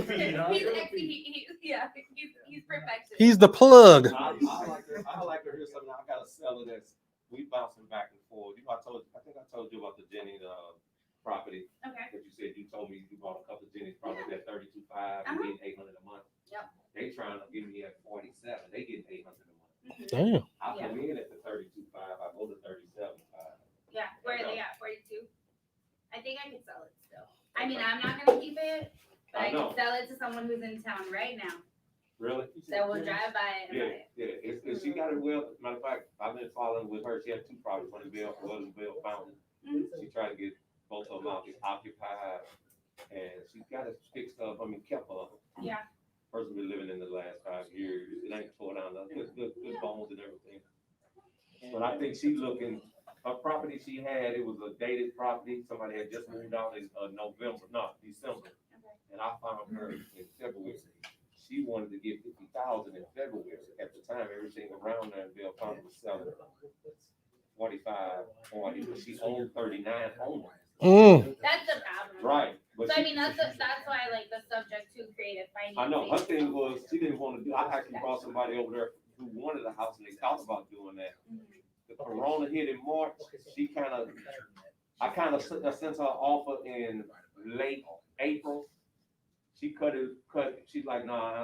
And then I think her agent helped her out when the market turned in June and she sold it for 50.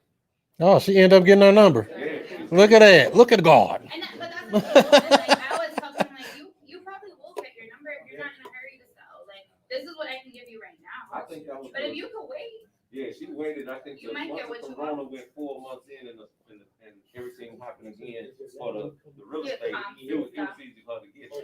I'm still in that area.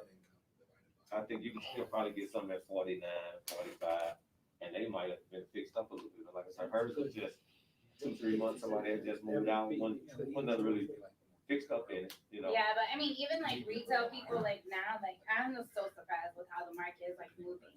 Yeah. Like it just blows my mind. Like I'm not doing showings till Monday, and I already have people who are like, literally, please, like, don't show it to anybody. We'll do it sight unseen. I'll take it now. It's Yeah. It's like our buyers are like once you get it, you know, so they're like, yeah, you know, I try to market on Facebook for everybody, but our buyers are like, no. It'd be gone. They be like, I want it. Hopefully I'll post something be gone. And even retail, like retail is crazy. Yeah. That's where you were going with the rental. Can you break that down? Like a lot of people don't know the difference between a rental property versus a retail property. Yeah. A rental occupied versus a rental vacant property. So, oh, that's a rental property, but it's vacant though, so it's not. It's a flip. No. Right. Yeah, they don't get the whole. Yeah, so it's the same thing. I mean, you just have to think about. You have to look at like the market, like our market, like how our market is set up, right? So like she's in areas that you could do both. Like you can have a rental property in Florissant, or you can flip in Florissant. It just really depends. Like you can literally flip anywhere or rent anywhere in Florissant. However, now we're looking at Jennings or rental areas, but there's still people who buy there, but we're primarily rentals, right? So you just have to take into account like what the actual rent amount is. And like a lot of times like people, here's the other thing is like, don't tell me what it could get. Okay, what does it get? Yeah. Because they're under a lease and I can't raise the rent. So I have to base my numbers based off of what it is, because you're trying to sell me on a dream that I'm gonna be able to raise the rent $200. What happens when I raise the rent $200? They're leaving. Now I have to rehab the whole unit again.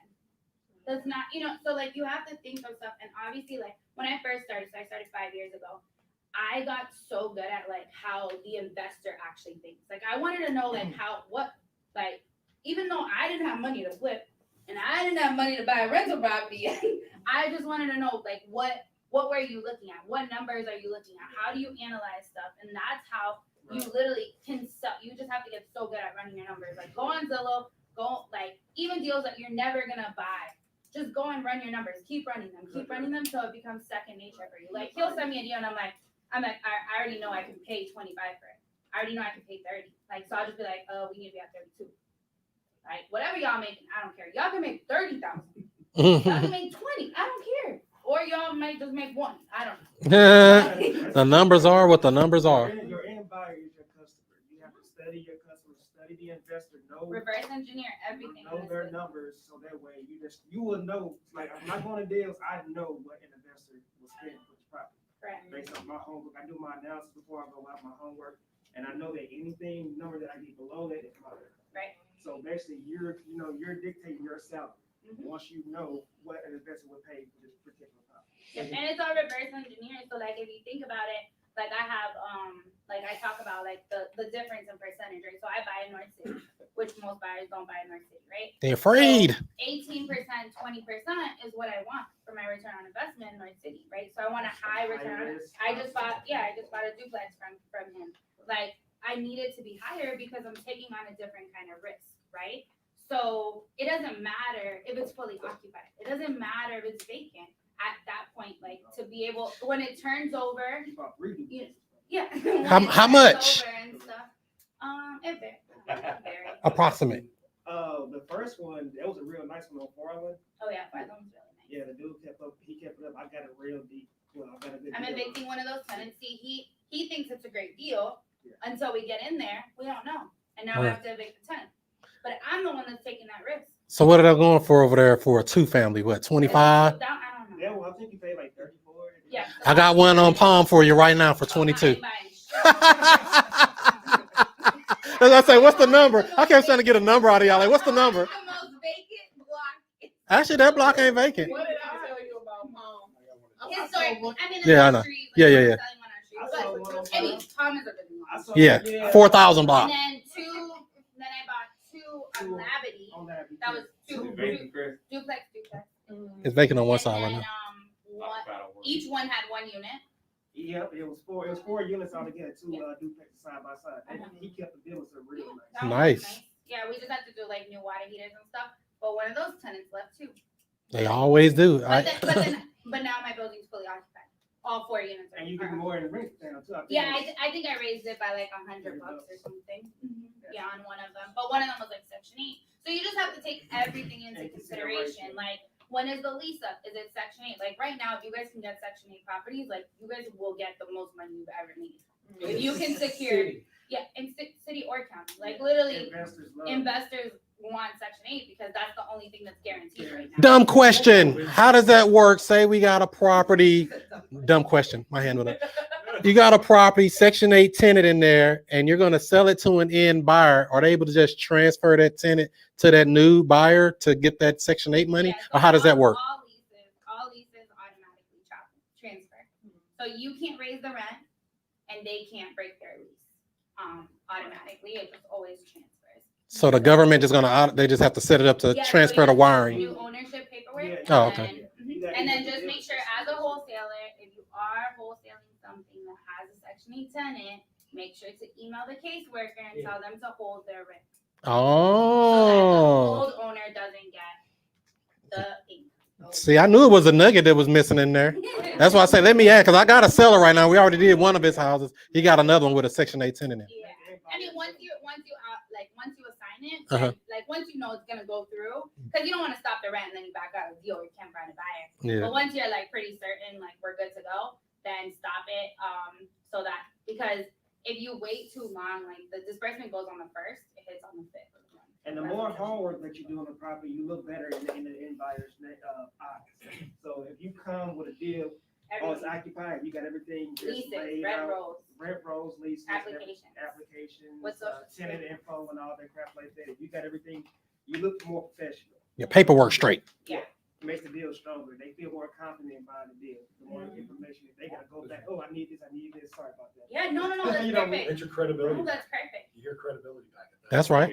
Yeah. Well, I learned So- that dealing with that last property I was dealing with you with. Your paperwork makes that paperwork.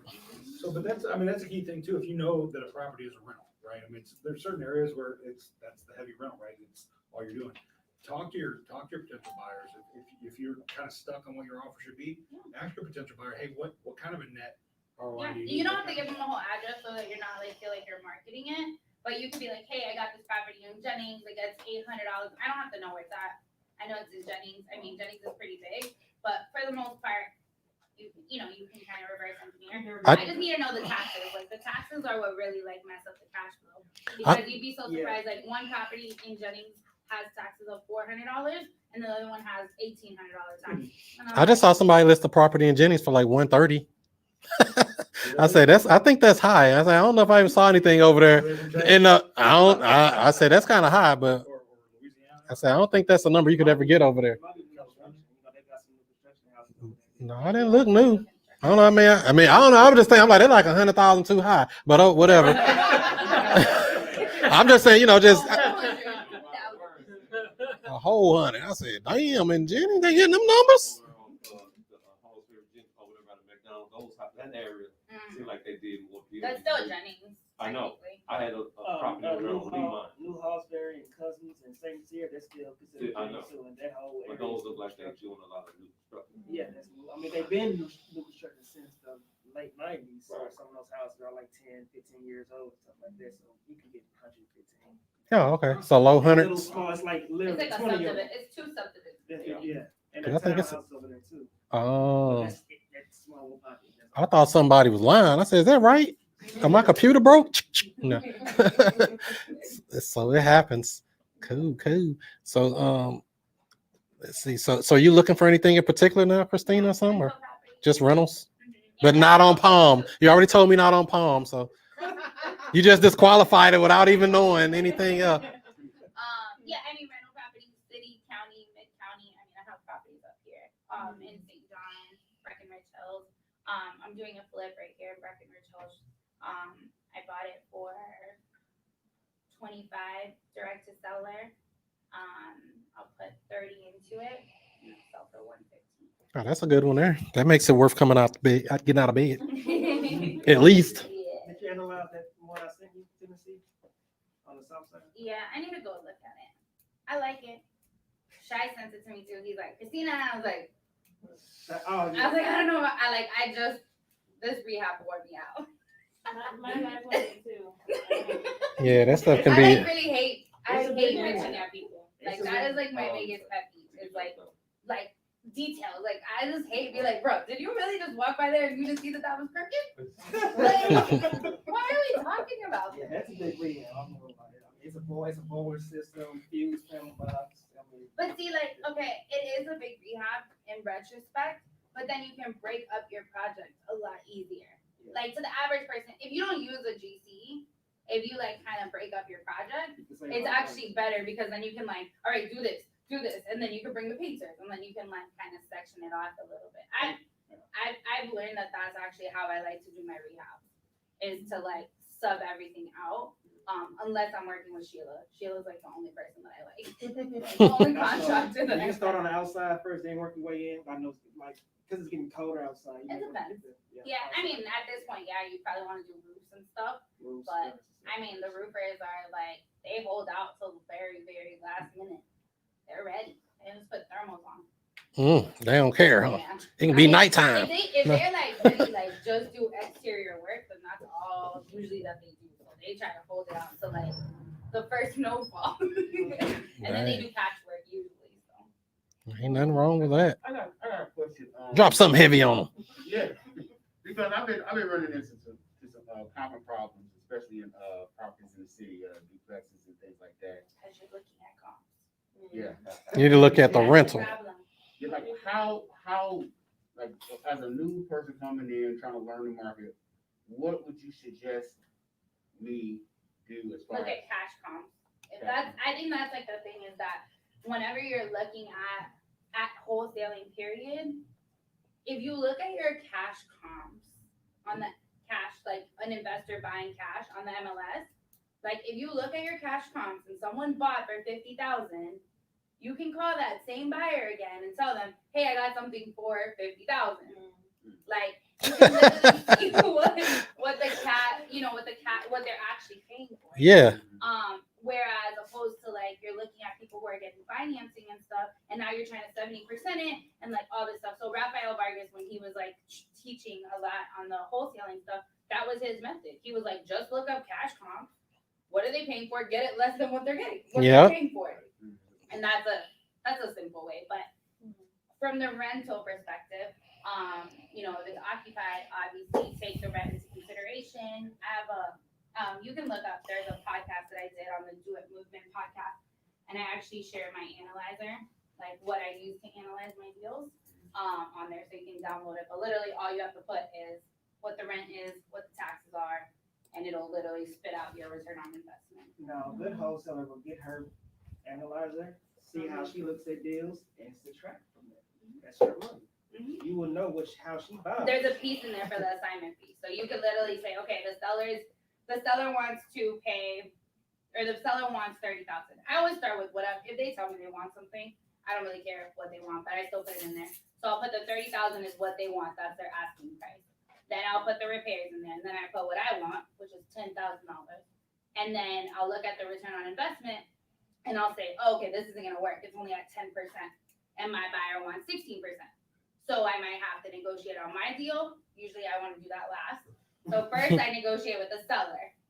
So I try to take off as much from the seller to hit my numbers while still making 10 grand.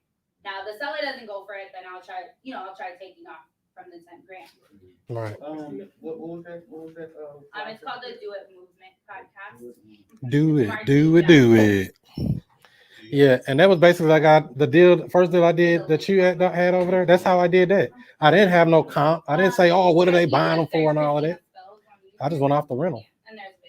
So I basically said, all right, it rents for $600 a month. We did 600 times 12 months, so that's 7,200. That's how I got my offer. He wanted 12,500, and I was like, oh, we can do 7,200. He said, we'll do it. And I was like, damn, I offered too much. Probably could have got it lower, but it was my first deal. I didn't know. So I locked it up for 72 and sold it to the guy for 95. Made the money on it. So it was like easy money. So you can't do those, regular ARV comps and stuff like that in them rental areas. It just ain't gonna work. You're gonna be spinning your wheels, wondering why can't I get this deal done? Too high. ARV be like $10,000. Yeah, you can't use it. Yeah, because I think the ARV, and that's Walnut Park West. I think it said like 24,000 on Zillow or something. You can't use those numbers. Yeah, I mean, if you do 70% of that, you lost. Repairs, you're like at $0. Oh, I'll offer you $300 and you pay the closing costs. Yeah, go ahead. Because you were talking about ROI for North County. What do you? It really depends on what municipality like we're looking at. So that's like another thing. Like here, like people are like, oh, zip codes, right? Like our zip codes in St. Louis are like 1,000 municipalities in one zip code. Exactly. Get to know your municipalities. Like 63113, 63114, 63121 all have a bunch of municipalities. That might be 40 municipalities right there. You might look at them and you're like, oh, it's in 63136, right? And you send it to me and I'm like, oh, that's Country Club Hills. It is impossible to pass inspection there, so you can keep that. Like literally, there's people that are trying to wholesale like 3 Country Club deals right now. Oh wow! No one's buying. I sold mine. Yeah, that's right. I mean, I have some there, but like. Oh, I saved it again. I keep trying to knock that over. Nice catch, huh? This ain't really. What is this pulling on anyway? And he's like, How mind if I just move it down here? How about that? A little more safer. And he's a he used to be in commercial. I ain't knocking this over. He wants you to label your utility closet. What? So it says utility closet. Oh no. That is not part of code. Oh my god. Utility. What if you spell it wrong? He'll probably think it's okay. He don't see that. He literally wants you to put like, you know how you have Yeah. They literally want you to put that on the door. Luckily, we're already pre-coded over here But in it's- Breckenridge. But so it just really depends on the municipality, like how hard it is to pass inspections and like the kind of tenant pool you're gonna have and stuff like that. So I wouldn't bank all of North County in one. Like Northwoods, I can take a little bit less because I love Northwoods. And like you get a higher quality tenant in Northwoods than you do in other areas. Yeah, I'm about to start hitting Northwoods. That one I just did sold in one day, 24 hours. I said, damn. What? Yeah, why don't I need to get some more over there? If it- Yeah, that one was like one block. I have one on Roxy, I have one on Donald's, I have one on Oh, every block. Diver. When I sold it for like 15,000, the buyer coming back said, "Thanks, man. I just got my ARV now. It's $85,000. That's my price." Damn. So he gonna cash out. Yeah, because that one sold for $19,500 full price. And that's, you know, they And are. that's another thing too, like you never want to promise like ARVs because for whatever reason, like out of state investors, they want to refinance, right? And there's a lot of areas in St. Louis you cannot refinance. At all. You won't have comps to refinance. Yeah. I don't even give buyers ARVs, repair costs, none of that crap. I just let them do their own evaluation. This is what the price is. Yeah, this is my price. I don't want to make no claims. But what about this? You know about, hey, you can go look at it. Don't ask me nothing. My name Bennett and I ain't in it. Do your due diligence. We can definitely let you take a look at it. Oh, a lot. They put A lot out of an wholesalers, ARV. but yeah. I've been stopped doing that. Like for Jennings and stuff like that. I mean, everyone's analyzing deals like however they analyze them. So they went on YouTube, like they saw a video, and then they're just gonna. YouTube University grads in the house. Woo, woo, woo, woo, woo, woo. I only watch what 2,000 videos. They'll have like a template or something on there, and you know you're just following the template. Now, everything that you see on YouTube is not 100% transferable to every market. Right. Like, in some markets, you know, that's why like I'm so passionate about like the Midwest and these cash flows because no one else is sharing that kind of information on YouTube on how to analyze rental properties and how to, you know, reverse engineer to get your assignment fee and return on investments and net income. Like when you're talking to landlords, that's what they're asking you. They're not asking you who's the ARV. Right. They don't care about that.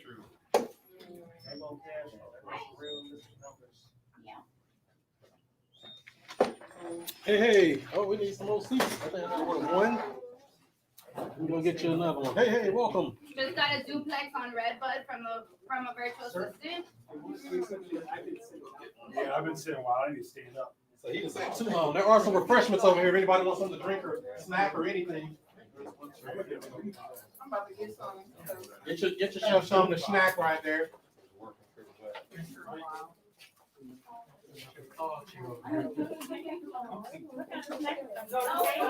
All the snacks over there to make me fat. You got the fruits over there. There's lemon cake or something. That's fruit. Right? That's fruit. Yeah, that's fruit. Right? Yeah, that's fruit.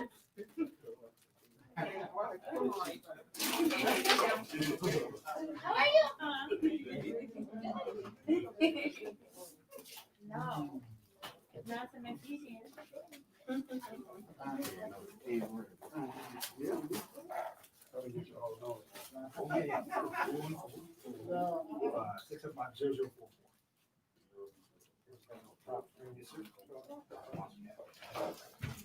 That's how it works out if you got a furniture store. That's true. No, But now you got to mark used on it, man.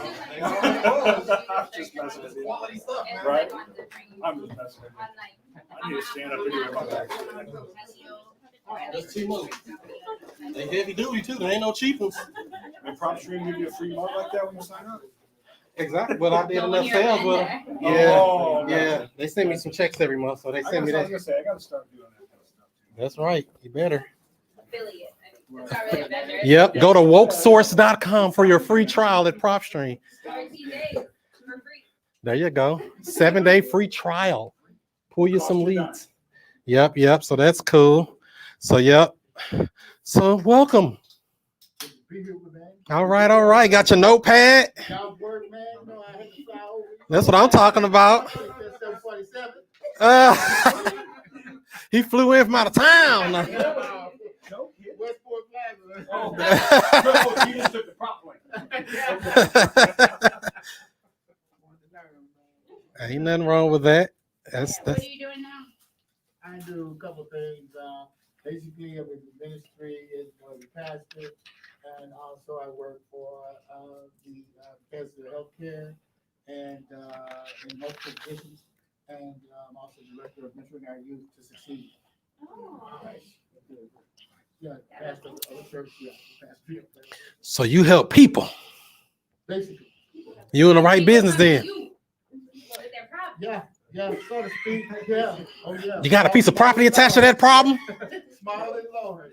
You got about 3 houses attached to that problem? It would solve all my problems. Thought of that, man. Hey, yes, a lead can come from anywhere. You'd be amazed. That's where it's coming from the church.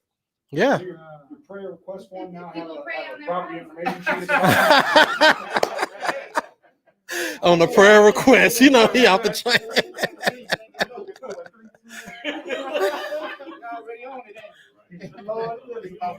Right. Can I make at least 10K? Pray harder, Dale. You gotta pray harder. You off the chain. Crazy. So that's cool. So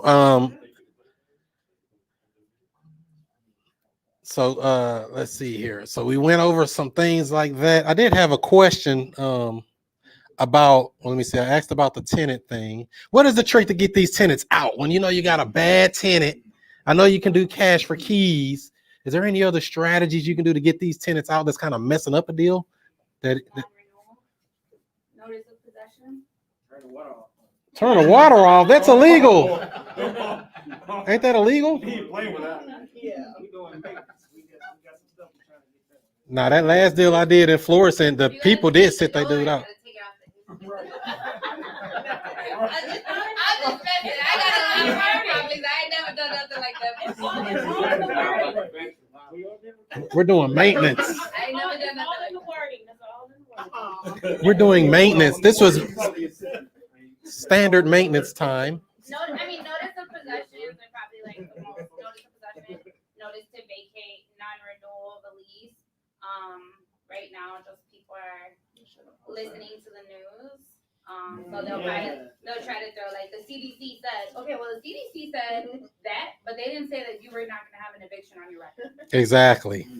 And Have you ever did? The sheriff isn't working, but the courts are working. Exactly. And I will file eviction. Like I have. I've When been you doing leave it the here, you entire won't time. have anywhere to go. Because there's so many nonprofits that are paying for your rent. If we work together, I'll get a nonprofit to pay your rent. But if you don't want to play the game, we'll play the eviction game and you'll have one on your record. Have you ever done a cash for keys situation? I have. How did that go? I mean, was it kind of like you had to negotiate with him, or he's like, "I'll give you X number just to get up out of here," or what? Yeah, I mean, it just really depends on the person and like who they are. You know, like someone might, you know, if they have malicious intent, they're obviously going to negotiate. If they know the game, if they're a professional tenant, they'll play. A professional squatter. Yeah. I had a situation. I did cash keys on a wholesale deal, so I didn't even own the property. But the owner is like, man, if you get those people out, I'll buy it. I got on. Exactly. I mean, you figure it out at that point. Yeah, so I got to negotiate with the people. The things that helped me is that they were already living with the electric off of the house anyway. So I said, I got squat. I said, man, I'll give you $500 to help out. Mm-hmm. They was like, oh, okay, I'll do it and all stuff like that. I said, no, you got to be moved out. The house gonna be clean, everything like that. Here you go. I showed them the check. Yeah, some of them, the other person wanted cash. I said, if I give you cash, I give you $200. So it's just all about negotiating. Oh, you see, he is master negotiator. He said it's $200 cash, or you take this $500 check. And if you want Cash App, no, you want Venmo. But if I mean, it worked. I use cash keys, got them out, and I even wholesale the four family. That's my invoice. Yeah. How much you make on that? 600. 12,000 on one deal, but he structured a cash for keys. That's what I'm talking about. If you can, if you can pay a little money to make a solution happen, you're going to make more than that. Why not? You know, some people are like, screw it, I'm done. I'm not going to pay that $1,000 lien to make my $10,000 check. Are you kidding me? I'll pay it every day. Can I pay it twice? No, I don't want to pay it twice. Can I pay half? Especially if you know you're in, especially if you know you're in, Bob, you've done more than one deal with them, and you know they will close, so you're gonna do what you have to do to get that deal done. And that's the thing, like, a lot of times you have to think about is like, yeah, like the end buyer might not give you exactly what you're asking for, or they might negotiate with you, but are they going to close? Are they performing? And like, if you have another offer and that offer is $1,000 more, $3,000 more, but it's a new buyer, you don't really know if they're gonna perform. Like, what is, you have to see what the pros and cons are of a situation. Like, at the end of the day, like, that person could back out and you have no assurance. Yeah, okay, you have the earnest money, whatever, but at the end of the day, it's like you have a seller that's on the hook and they're expecting you to perform and you're not That performing. sounds like the old, all money and good money. And long money is good money. Like when you have someone who's in the game with their goals, like my goal, I have 170 houses right now. My goal is to have 400. Like I'm hiring an operations manager, like at this point. Like, so you have, when you think long term, like when you're working with someone like that, yeah, they might not give you exactly what you want, but they're gonna close. Like their vision is way bigger than just, someone who's trying to buy one house. They might they might pull out at the last second. So, I mean, I've always, like, my dad taught me how to do business from an early age. Not that he was an entrepreneur. He always, you talk a good game, but you don't do the game. Yeah, that's parents. And so, like, my dad always used to say, the only thing you have is your name. Like, the only thing you have is your word. And, like, that's how you that's how you have to live your life is, like, relationship. This is a relationship business. When you're chasing new buyers all the time, that can get exhausting. 70% of my buyers are repeat. Yeah, repeat. VIP buyers. Yep. You're on the list. So there you don't go. want to be that person that develops a business that you need a new buyer every deal you got. Yeah, because you're doing something shady. Yeah, exactly. They don't want to come back. So that's what I want to ask you about. I know you've done a lot of deals. Do you have a set number that you say for non-refundable that you do with your buyers, or you ask them what can they do? Non-refundable. So your end buyer. Oh, my end buyer. That I really, again, 75% of my buyers are people that I know, so I don't worry about the deposit because I close with them all the time. Mm-hmm. I don't think I've ever put earnest money. Yeah, I don't. Yeah. So if you got a new person, what would you do with them? If I got a new person, I would want at least a minimum $1,000. Minimum, and you would ask them for the 1,000, or you would just say, "What can you put towards it?" Well, I'll just say send the contract first. Mm-hmm. If they leave it blank, then I'll go back to them and say, hey, you need to put some earnest money there. I leave that door open. Oh, you leave it blank and let them fill it out when they doing it? Is that what Well, you're no, saying? when they send an offer, I got a deal, and I'll say, well, send me an offer. And if it's blank earnest money, then I'll go back and say, but a lot of times they put it in there already. Like I just did a deal with a new buyer in Jennings yesterday, and she sent the contract with earnest money $1,000. So I'm like, cool. I mean, she's all her stuff. Right, because I had somebody tell me 5,000. I said, "Well, he gonna close. I'll give you 5,000 earnest money." That's my kind of buyer. I sold him 2 houses so far, by the way. Yeah, I leave that open until I see the contract. Because that's what I do. A lot of times I look at the contract, pay attention to those contracts. And sometimes close in there, the end buyers might try to do all the time. They might put a 2-month close on there. I mean, you just gotta pay attention to your paperwork. Read your contract. 2 months? Oh, heck When no. I first started, I And didn't read. make sure, like, if you have a strong contract. Once I got a contract, I was like, I keep my same contract For every contract. But if you deal like funds, if you deal like with a bigger, corporation, something like that, hedge fund, they want to use their contracts. You just can't always use Even with the bank, with the bank, we use our contracts, but with some banks we do have to use theirs. Yeah, I prefer my own paperwork in any deal because I know what it says. I don't know what they're saying. They just snuck some little slick stuff in. I ain't read it. If you try to JV with somebody, make sure if you're the second on, make sure you get that original contract. Yeah, you got to. Look at that first. And don't get mad when someone asks you for the original contract and you're assigning them a contract. Right. I automatically send it to them. Yeah. Everything that's in the first contract. Yeah, I automatically send it to them, that with the assignment. Like it's already there, but the price will be omitted. It says it on the assignment agreement. The price may be omitted. It says it in my assignment. And it is going to be omitted. Because your assignment contract has the end price on it. Right. Yeah, it just has a total price. Yep. So, but like with mine, it's like, look, I've got an assignment fee on there, but I'll send them the original contract with the purchase price, redacted, blacked out. And but I'll say, hey, look, we agreed on the price, or trust me, you can do the math, right?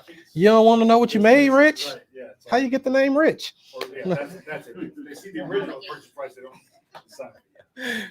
Yeah, because they can get slick, boy. I'll be like, what y'all doing on here, man? Because I asked them, what can you put on that EMD? How soon can you close? And a lot of times, especially when you screening people, you don't know if they're really serious. I try to ask them, what title company you use? They can't spit off a name within 5 seconds. They ain't even real most of the time. Unless they out of town, they're like, well, I don't know, I'm not from the area, then that might be real. But you got to screen these people because you get a lot of tire kickers and they get all your information, go shop your deal. And they're like, what is this? I just seen my deal on the internet and I ain't even put it up yet. Sometimes I try to, can you send me a contract before you can see the property? Yeah, I tell them that, like, my deal. Especially with tenant occupied. Oh yeah, we ain't messing around with that. Yeah. I'm not, especially it's COVID going on. I mean, I'm accepting contracts before I can let anybody in the house. And why you doing that? I tell them, I don't want no tire kickers. I just told the woman there. She go, believe me, I'm not a tire kicker. And I'm like, oh, believe me. Okay. So are you saying Believe me. or not? Believe me. I mean, and there's an inspection period on the contract anyway, I said, send me a contract, give me a contingency, you ain't on the contract. Well, I'm not doing that. I said, well, you're a tire kicker. Oh, no, I'm not. I'm gonna say, okay, well, you don't know how to, structure your own contract. Put it in the contract. If you don't like it, you can get out. So you be mean to the buyers. You don't take no mess, huh? I mean, when you have the fruit and they're hungry. That's right. I got a carrot. It's always business. You know you got a good deal. You know you got a juicy deal. Like, nah, I'm calling shots. This is what I was. That's right. Even if you just have to be consistent. Like, I think that's like one of the biggest things in business is like, whether it's like a $100,000 spread or a $2,000 spread, like just keep your business consistent because then people know what to expect. Like they're gonna know, okay, this is what he wants on the on the marketing. It says walk through after contract, and that's it. Like I mean, but the other thing too is like you can't expect that and not have good pictures and not have like a good video. Like you can't come like with those kind of expectations and you don't have anything to give me. So. Right. Yeah, I do pictures and video on every deal. Is that something everybody else been doing? Yeah, because I like the out of town buyers. They don't ask too many questions. They just wire the money. So I've actually FaceTimed with an out of town buyer. Ain't nothing wrong with it. We don't remember that one you were doing. I haven't gotten to the video, but I just take a lot of pictures. Because that video let them feel like they're there. Get a good wide shot and slow. Yeah. Not like all of a sudden you're like this, and you're like, well, let's go over here. Or maybe we just see over here. Yeah. Because them out of town people spend that money, because St. Louis is a cheap market. What? 40,000, 80,000? That's all. We'll send that tomorrow. Damn. I need you for every deal. I had a flight to Seattle where I had to hear the people came from Seattle to settle the affair of the estate of the parents and heard the entire freaking flight back to Seattle with how cheap things were here. And you couldn't buy a darn garage in Seattle for how much we sold the right, house. Exactly. I'm like, oh my God. Yeah. The whole freaking flight. Block by block, I know how much Seattle's going for. Yeah. That's the name of the game. Cool. I had a buyer come in town yesterday, and it was just like a friend of a friend. And we were going through, and they're like, I want to spend like $90,000 for a house that's gonna get $800, and I was like, did you do any research? Okay. At least they know what they want. Did you do any? Okay, we literally did not do any research. I said I think I could get it for like 50, for 800. I might give it 80. Yeah, that's why I was like, I might have a buyer for your deal. Right. You said it was 50. We might be able to work this out. But you can't jump through like Chris was saying earlier. Your very first deal you offered for them, they jumped all over. Yeah, if they took the first offer, I know I offered too much. But it was my first deal. I'm like, I'm like, yeah, 7,200. Like, we'll take it. I said, I should have been around $5,000. What am I doing going that high? Because he was motivated. I couldn't do no wrong. I think was that house that it was like 2 stories. No, that was the one in on one? Thrush. Yeah, the yellow one. He the one that met me there. I just told him when he walked in.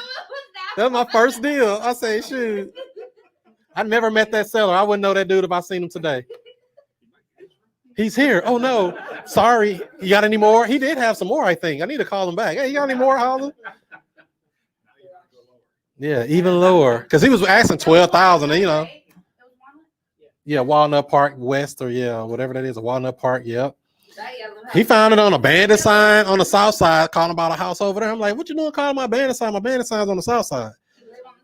He was somewhere and he called and he said, yeah, I got a house up here on Thrush, want to sell. Well, we want to buy. Tell me more about it. Don't know nothing about it. Don't know nothing. Say, I'm gonna lock it up and figure it out. I'm thinking about some war stories, some stuff that I ran into that could probably help you with probably. Will. Yeah, will. Palm. I had a deal on Palm, right? I had a deal on Palm. Had. You use the word deal loosely? Is that- Yeah, I got it. It was a two family. I got it for 10. I got it under contract for 10 grand. I mean, it was halfway up. I said, I'm gonna see what I can do. Whatever. So I got it. I worked it. I marketed it. I got an inbuyer. I got an inbuyer for $17,000. We was doing. I did a title search. No, I did it. I had my title work done. We got all the way to the table, and I use Freedom Title, and Stephanie says, "Okay, yeah, it's just a $9,000 sewer lien on the property." Nah, dog. Yeah. Golly. So I had everything set up. The seller went to go sign. They actually had a check cut for her for like $300 if she wasn't leaving. And she walked away and said, "Oh hell no, I'm not. I wanted my 10,000." I said, "Well, woman, you knew that the lien was on this house." Right. Well, it wasn't. I got it. It wasn't my lien. And I was like, "Well, it's a lien. The lien follows the house. It don't follow the person." So even though you got someone quit claim the deed, so guys remember Quit claim deed. Warning, it's going to be a problem. Just let you know ahead of time. You ever see anything with a quit claim deed, buyer beware. Yeah, so if you can research, you can try to get your title work done up front.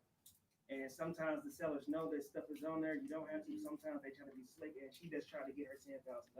She was slicky girl, huh? She was real. And then just make sure, like in your contract, in like a situation like that, you could put on there, like I always put like seller to pay all liens, judgments, on the property. So like we don't have to talk about this at closing. That's right. So that's what I'm saying. She knew better. She knew what was going on. She just thought we wasn't gonna care. Yeah. It just made me look past my inbox. Sure. They slick. They walked away. Exactly. And right. They walked away. They didn't do it. Yeah, I had a duplex like that on the south I side. was like, "Woman, you're lying. It's stuck. The lien is stuck on the house. You gotta pay it." Yeah, the only way she can get rid of it is she does a quiet title. Yeah, we just had one like that on the south side, like near Grand and Gravel at duplex. The dude owed $20,000 on the sewer lien. They ain't paid the lien since the 90s. So what happens is they don't turn the water off. So what happens is if the building's vacant, if you turn your water off, they can't charge you sewer because there's no water. But a lot of times they'll turn off the water, but they don't notify sewer. That's the problem. So you'll have like an open water bill too. Well, he's still using it. I mean, he lives there. But I was like, dang, 20,000. The property worth like 30. And you got and he's trying to make 20 to move to Montana, wherever he was trying to move to. Properties I found both had sewer liens, like 12,000. That's high. 14,000. They're on PropStream though. You can look on PropStream. They show the MSD sewer leads on there.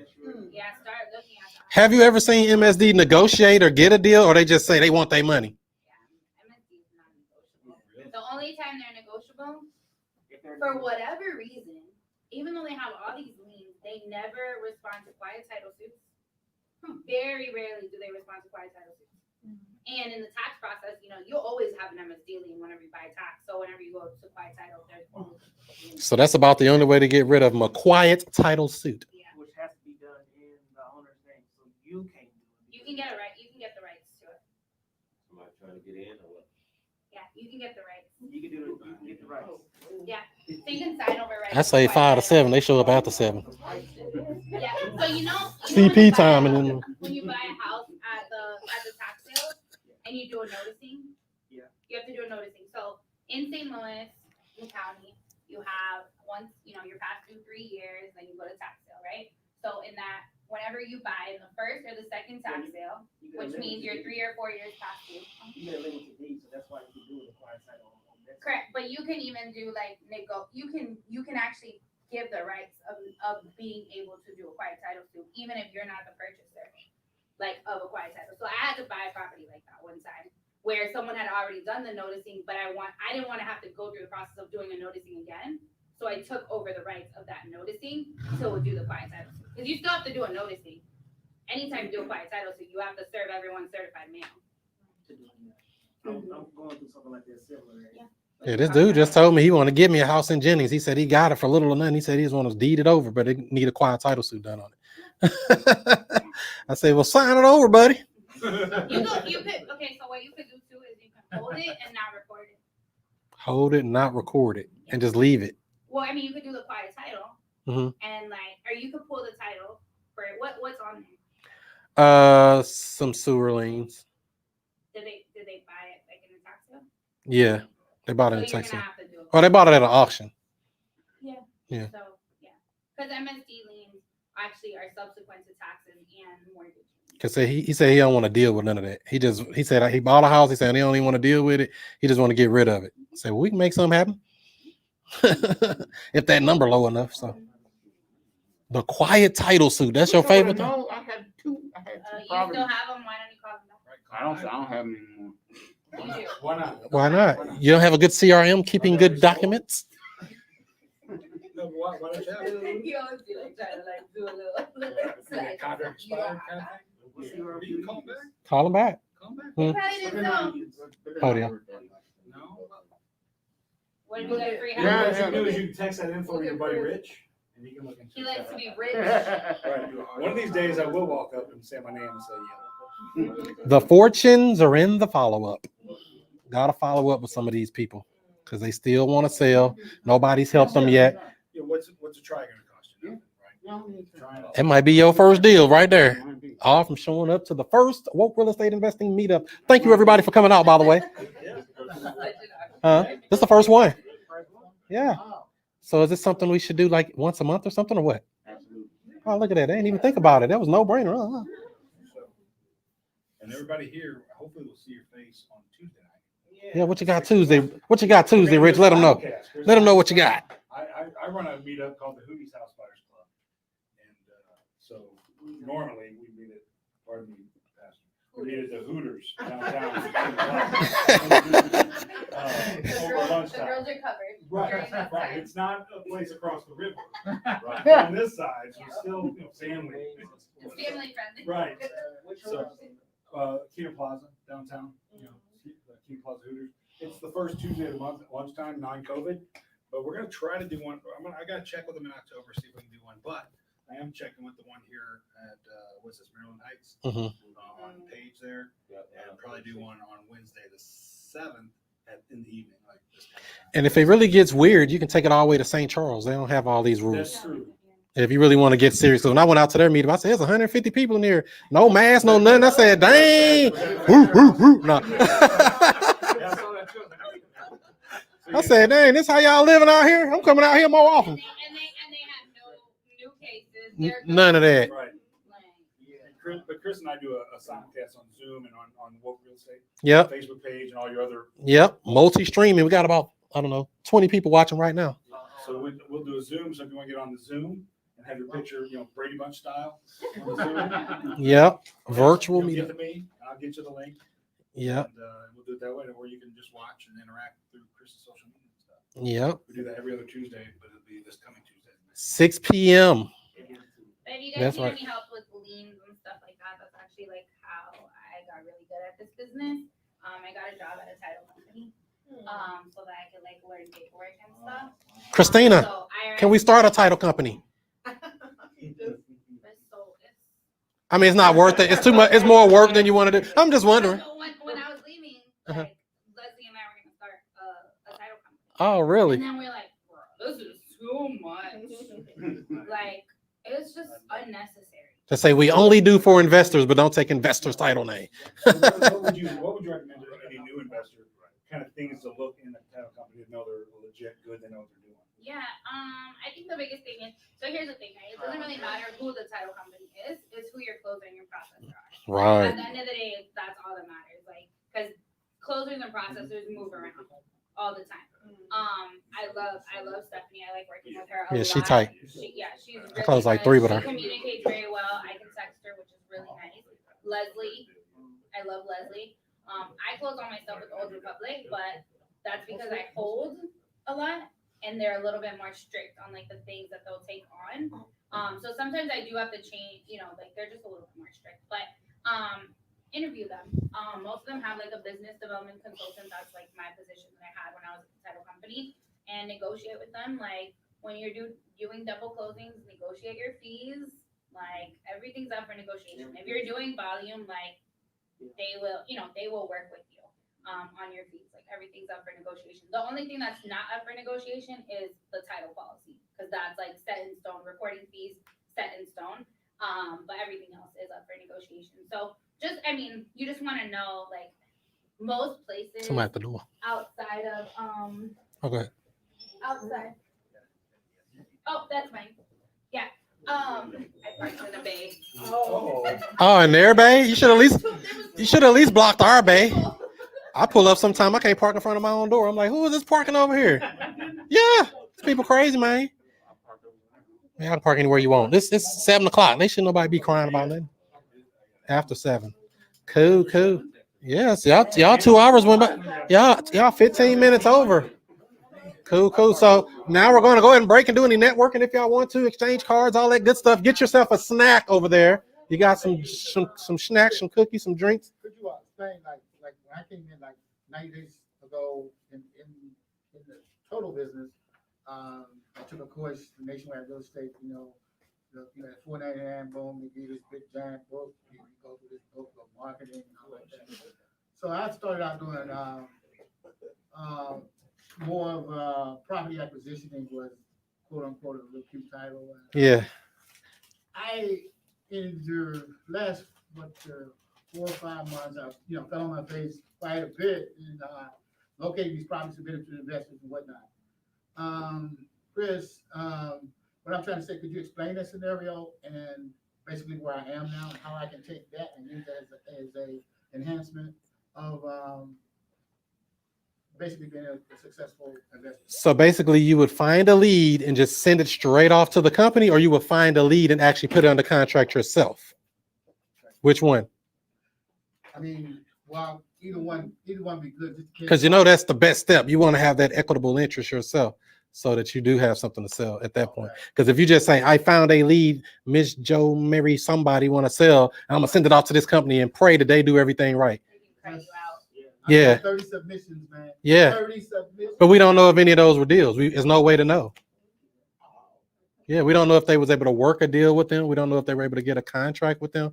We don't know. It's just the name and a number at that point. Yeah, it's just like, you don't want to see what's in my system. We're loaded. We keep leads and people who say they want to sell, disqualify them quickly. No doubt. Right. So that's probably the thing. So if you're not actually the one taking the next step, which is the main step, is actually getting them under contract, negotiate a deal low enough, be able to evaluate the deal, go through that, because that'll get you in the right position more so. I had four that went under contract at the last minute, man. It just boom, So yeah. Well, one lady was she was over on Apple. She wanted to sell. She was 80-some years old. She was an RN. She had a practice there, and she said that the title company ran a title search and found out that that her daughter, that she didn't get along with, which lived in Texas, didn't want to sell. Oh yeah. And she was on the deed, I guess. Right. So the daughter was on the deed as well. You could do partial, but you can buy a partial, but it would have to be a very creative buyer who's experienced. Oh. You could buy a partial deed, so you could buy the interest of a single person on a deed. Yeah. So then you would step into that role, and then I would have to go out and buy the daughter, hope that she sells. Wow. Okay. I can take her to court, and force a sale, and there's a bunch of different ways to do it. But and the thing that hurt me with the last 3 deals was that, and I was explaining to Chris, my nephew, that it was $300 to $400 difference in the profit making of that deal, and the investor would not flex at all. why They would didn't not you flex? flex. Huh? Why didn't you flex? I know, but I'm gonna say if it's 300 or 400. I had thought of that, because they had so many repairs, like this. I mean, seriously, this one particular house on Sherry was, it had like, seriously, it had like, I think I explained to Chris, was $18,000 to $20,000 worth of repairs. Mm-hmm. Yeah, but that's the thing. Like, to you it's 20,000, but I have an in-house crew. So Right. It don't cost him 20. Right. It might be cheaper. And that's the thing too. So, like she said, you could have flexed, you could have taken the hit or talk to the seller. That's why I say I like to talk to the seller. I don't want nobody else trying to work something out because I don't know what they're going to say. They're going to go mess my deal up. I want to negotiate the deal. Hey, Mr. Seller, we got this thing already to the finish line. We can get this thing closed up. We just need to get it at this number. You could still resuscitate someone I learned some new stuff. Mhm. You know, I'm partnering with someone new, whatever, however you want to say it, and like I know how to solve the issue now. Okay. All Yeah. I have to do is go get the title report, look Right. at what it actually is. And there's always ways. Like a Okay. lot of people walk away from IRS liens. Like I've made it my thing. I negotiate IRS liens. I've trained a Whoa. virtual assistant to basically perfect the process, which a lot of people are walking away. They're scared of those, and that's like the main one you can get because rid of. everyone says that you can't take them out. Out of 170 houses that you have, you own, and so forth. Yeah. Let me ask you one last question. Do you what if you said something today to all of us in here, or say something to me being a beginner, what we may call entry level or whatever? What would you say to a person new in the industry in a nutshell? Like 170 houses, so you know a little something. Yeah, sometimes. I'm gonna be honest with you. I say don't buy anything yet. Don't buy. Get so good at your numbers. Let me take the hit. Watch me how I get messed up. You know, when I buy a duplex and the tenants all leave, watch. You know, ask Okay. questions, ask follow-up questions. Don't buy anything.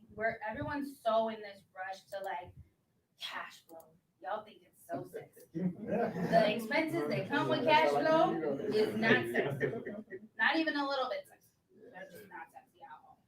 And so that's the thing, like we're so eager to like own something, and I'm passionate about it. I want all the brown and black people of America to own as much as possible. I'm first generation American. Like that is my passion, is to have ownership in things. But when you don't know how to analyze deals, it is impossible. You are going to lose every single time. So let other people, that's why I'm so passionate about wholesaling, is because if someone tells you that's not a deal, in your head, you sold yourself on this deal. You think it's the best thing. And I'm telling you, it is not a deal. Like, now, could it be a deal for someone else? Maybe, even if I tell you that. But at the end of the day, if I'm an expert at cash flow and I know what stuff rents for, you're gonna tell me something rents for $900. I have rentals on that street that rent for $750. Right. Like, let's not fight about it. You know what I mean? Like, I'm telling you, like someone told me the other day that like the rents are not. It was 1-bedroom units in the city. They were telling me I could rent them for $750. Not happening. I rent my 2-bedroom units for $650. You can't. Dang, 2 bed. I mean, like that's the thing. So like, don't and take criticism. Like, let people tell you. Absorb as much as you can from other people. Like, learn from our mistakes, from the subject to mistakes, from everything. Like, don't get so prideful or egotistical that I learned this and I know it. No, sometimes we miss things. Like, that's normal. I'm learning things every day. I don't know nothing. Yeah. I go into every day with that mindset. I know nothing. I just know to ask good questions. Yeah. Ask Let good them tell me. questions and solve problems. Like, if you know how to solve people's problems, that is all. And at the end of the day, if you don't know how to solve it, that's why you have a title company. What can we do? Because the title company says, oh, there's liens on it. What are we gonna do about it? You're not gonna give up. I'm not giving up. You're not giving up. We about to figure this out. And like, if the other thing too is there is title companies that will say this is not gonna work. You might be able to change it. Move it to another title company. Yeah, I've done that. I've title hopped in a heartbeat. What is the difference between a title company and an attorney removing liens? We're a title company state. So we don't have attorneys. Like, attorneys don't usually do title in Missouri, where we use title companies. In other states, that's like the whole thing of everything doesn't transfer. They might have an attorney on staff. Yeah. But you don't have to have an attorney on staff in Missouri to have a And I title think company. that Illinois, you do. Illinois Almost is- positive. Illinois do. is Yeah. an attorney Yeah, state. because, every title company has an attorney as like part owner or they're part of the staff. Yeah, so. Legal loopholes. Where are you? Missouri, Illinois? Missouri. Ooh, ooh, ooh, ooh. We coming back. All y'all Illinois people taking over for a minute. I'll work with it. We'll work together. We'll knock it out. He ain't scared to wholesale in Illinois when you only can do one deal per year. If y'all got any that I sell for bricks, let me know. The bricks look As long as nice. it's not some crazy father-son team that says, daddy says I can't sell it. Like, Yeah. right, Chris? Yeah. That's what they did on our deal. At the last minute. Oh yeah, dad said he ain't signing nothing. And I respect my daddy. I said, oh man, get out of here. We had a buyer locked in, ready to go in this raggedy house in East St. Louis. Raggedy. First he's like, no, we agreed to this price. We want twice as much. East St. Louis, Washington Park, like four blocks away from Larry Flint's place. Was that house raggedy rich or It no? was, Raggedy. Oh, yeah, it just means a little this and that. Oh, I do a full. And she was ready to take it. We had a buyer locked in and everything. This dude messed up the deal at the last minute. He wanted double the amount he Basically. had. And we're like, wait, it's not open for negotiation. He's like, yeah, it is. We finally bumped it up like $800. And we're still going to do it. Like day before, I'm writing up. They were going to go ahead and do it quick claim deed. So I'm writing up the freaking quick claim. And they said, oh no, daddy ain't selling it. Yeah, that's how they do you. Anybody can mess your deal up. That's why I said earlier, keep that pipeline full because you don't know what's going to make it. Half those deals on that board will not make it. I don't know why. I just try to keep it full, and I got to add one more to it. They may not make it. Just keep on marketing. And I mean, other thing too. See you, John. I apologize. Yeah, because y'all way over time. They don't care about time. Huh? Luckily, I don't have a day job. Huh? Luckily, this is my job. Huh? But there's my sheet with all info. And the hoodies and Chris and my simulcast info's on there too. Cool, cool. Sorry about that, Chris. No, you're good. They stayed over 2 hours. All right, now see you. Everybody, thanks. That's right. Yep. So you give them 2 hours. Oh, all right. Oh, he got cars. Look at him. He the car man. Look at him. He passes them out. You ain't got a car like this with a dude named Chris, and then the store on the other side. Is that cheating? Yep. That's cheating. Over 10,000 items.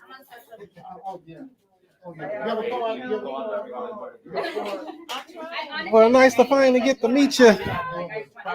Thanks for coming out. It's nice meeting the daughter, and y'all keep killing it out here, all right?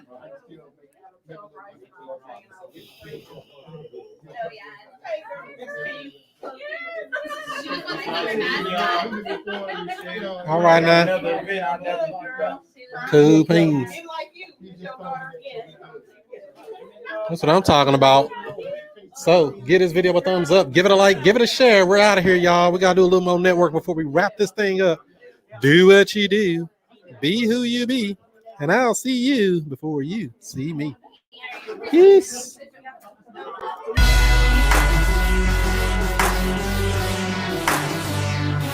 And we have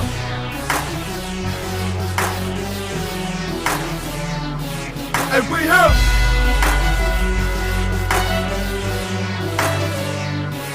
and we have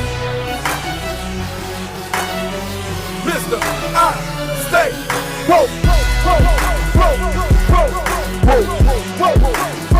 and Mr. I stay.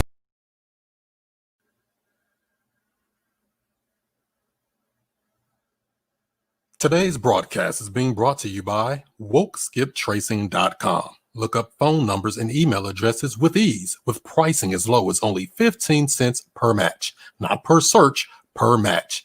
If there's no number or email address, you don't pay. Get accurate data in just minutes. WokeSkipTracing.com. That's WokeSkipTracing.com.